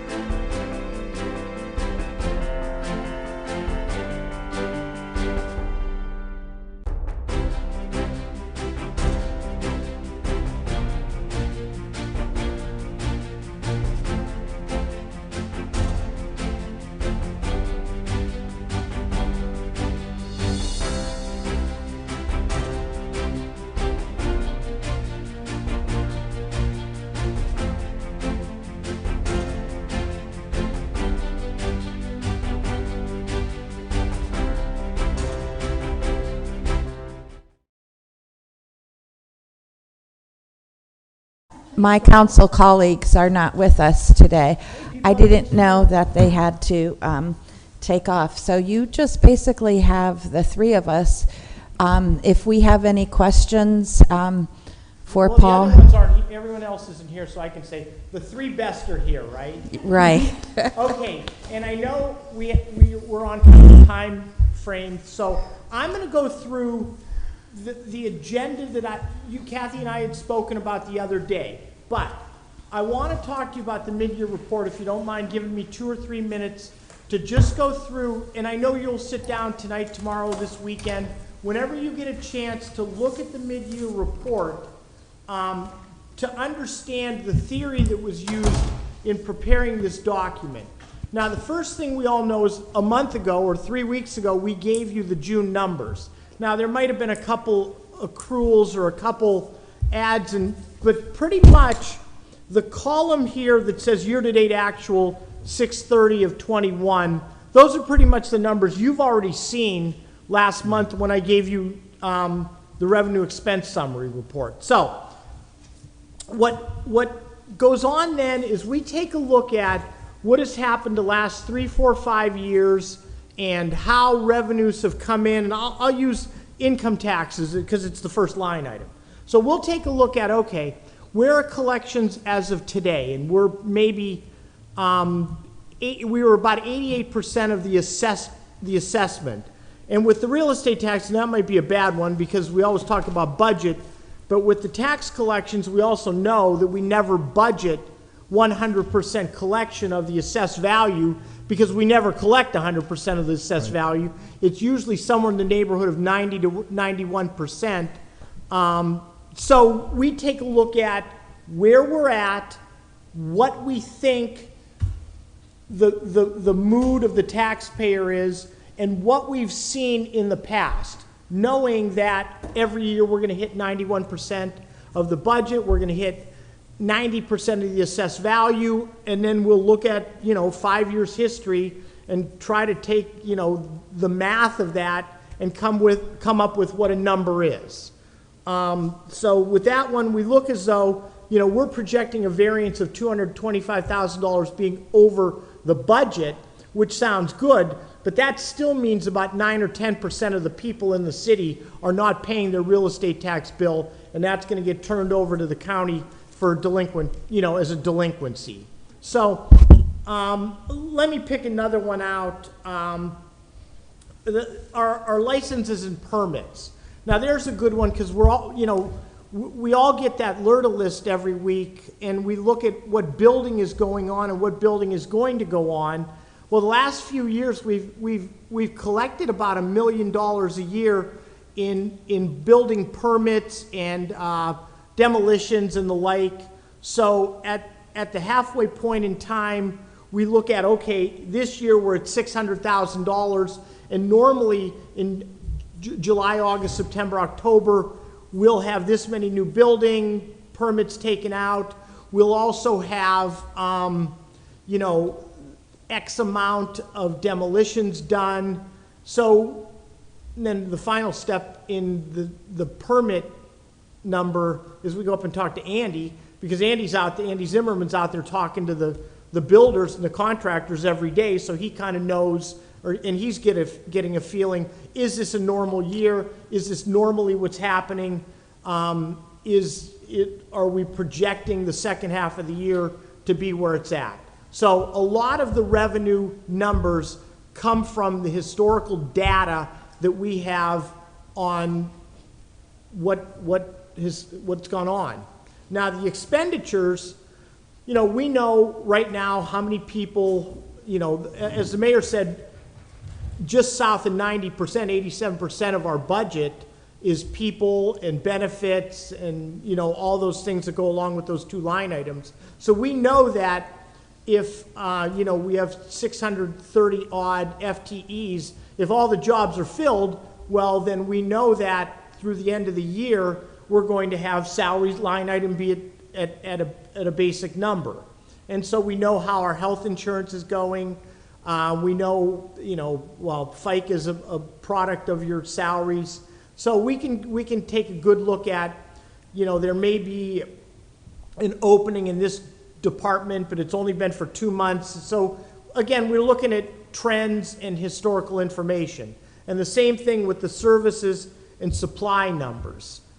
We know that, I can't tell you that AJ is going to have to fix the carburetor on one of the police cars this afternoon, but we know that there's going to be, you know, X thousands of dollars of vehicle fix-ups. And we know that every year, because we have all this information, there's going to be parks department or, you know, playground equipment that breaks down. So we use historical trends and the knowledge of, you know, I'll talk to Dave and Chuck about what they're seeing is going on out in the parks or the streets. So a lot of it's historical and talking to the department heads on what they're foreseeing is going to happen in the second half of the year. But the basis for this document is 3 to 5 years history on revenues and expenses.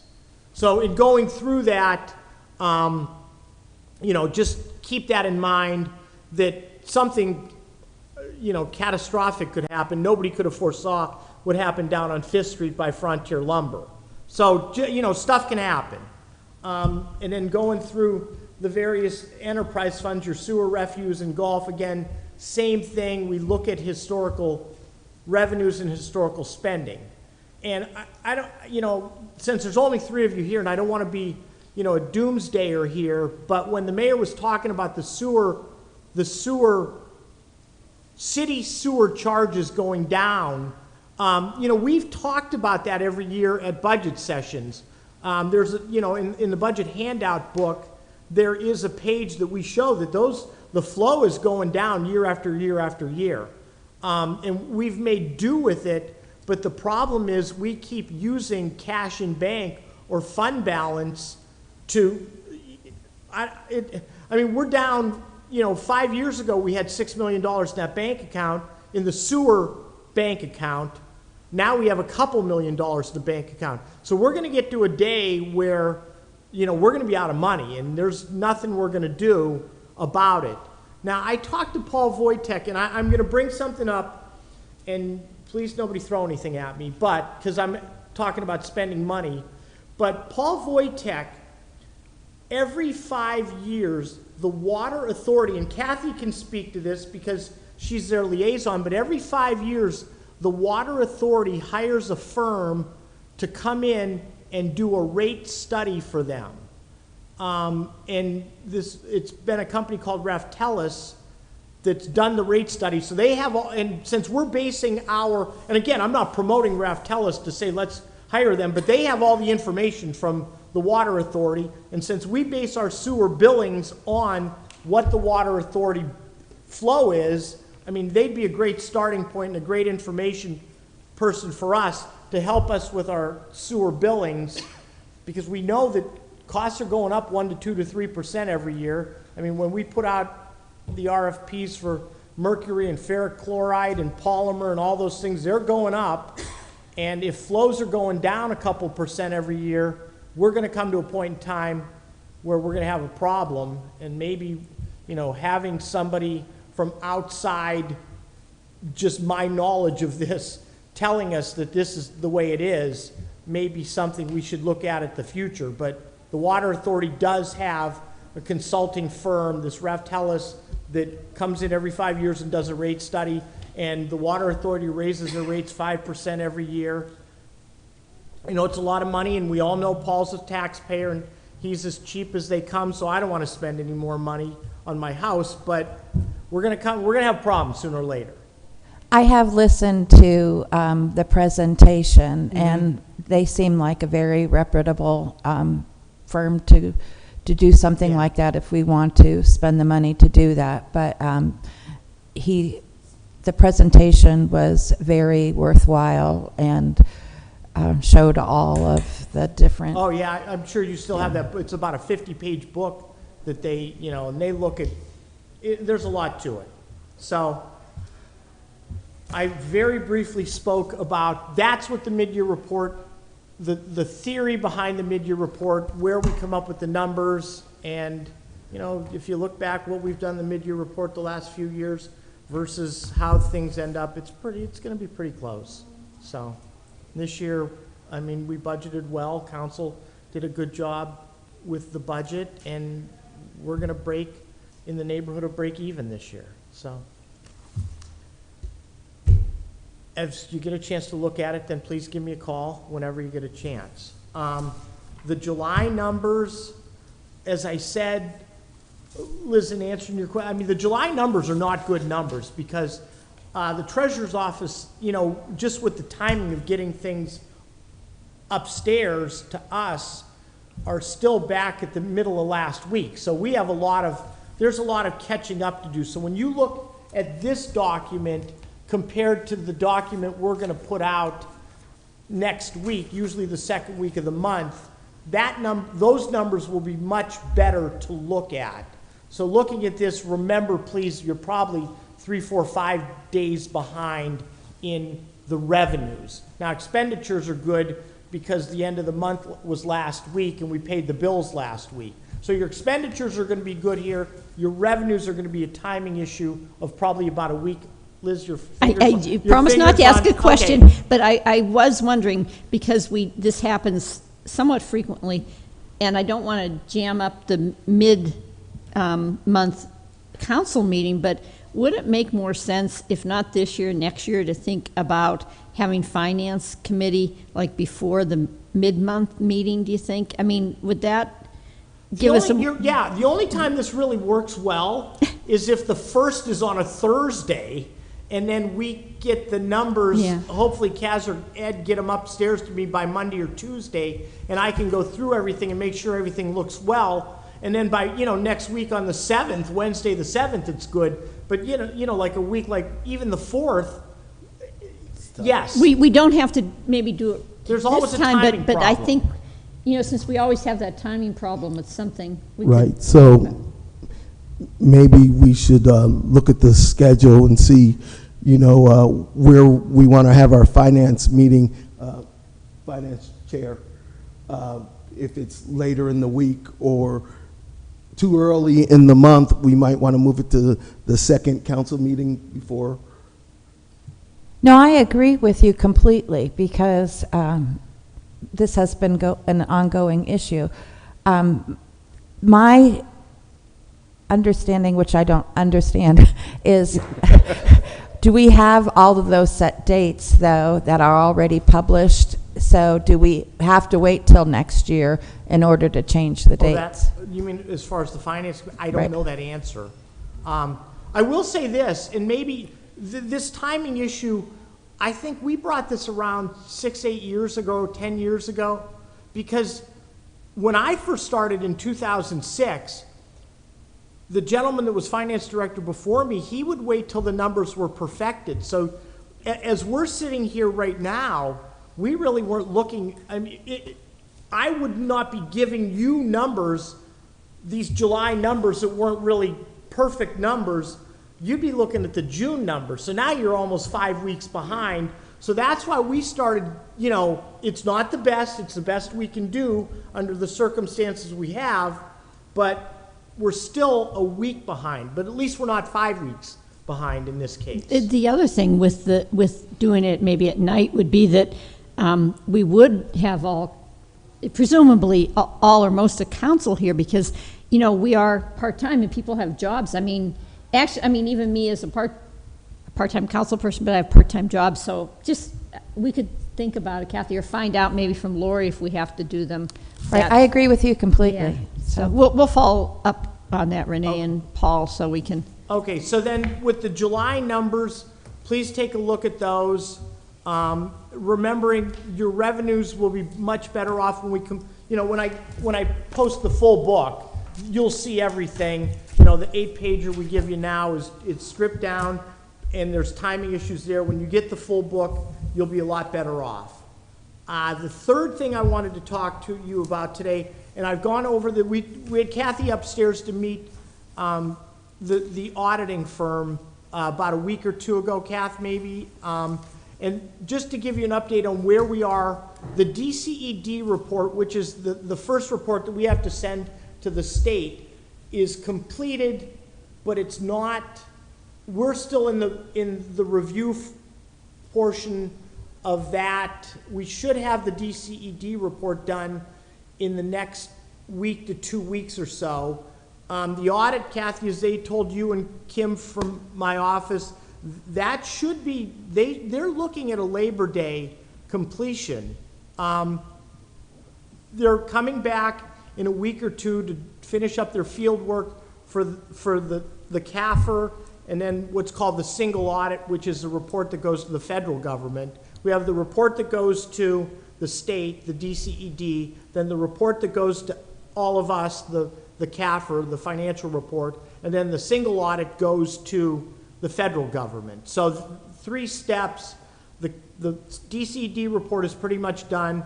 The CAFR should be done by Labor Day, and then the single audit comes right after that. And the single audit's the basis for how we get a lot of our federal funding.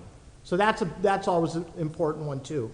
But you should have, hopefully you'll have your CAFR by Labor Day, the middle of September, so you can take a look at the audited financial statements to see how we did last year. And Kathy, I didn't want to speak for you on that because I know you and Kim had sat with the auditors, but that's pretty much the schedule that Brian gave me, and I think that's the schedule Brian gave you also, correct? Thank you. Mhm. Okay. And then I was going to open it to questions, but I know I just gave you a lot of information in 15 minutes. And if there's any questions, please call me. And Liz, if you want me to come down after everyone's had a chance to digest the mid-year report and the July numbers, if you want me to come down next or 2 Thursdays at 6:30 or 7, again, I don't want to bring anyone down a half hour early, so forget I said that. But if you ask me to come down in 2 weeks, I'll come down at 6:30 and we can talk about some of this stuff. Thanks for the offer. Yeah, sounds good. Thank you. If no one has any questions, then Teresa, do you have anything to say? I do not. Thank you. This concludes our meeting. Okay. Have a good morning.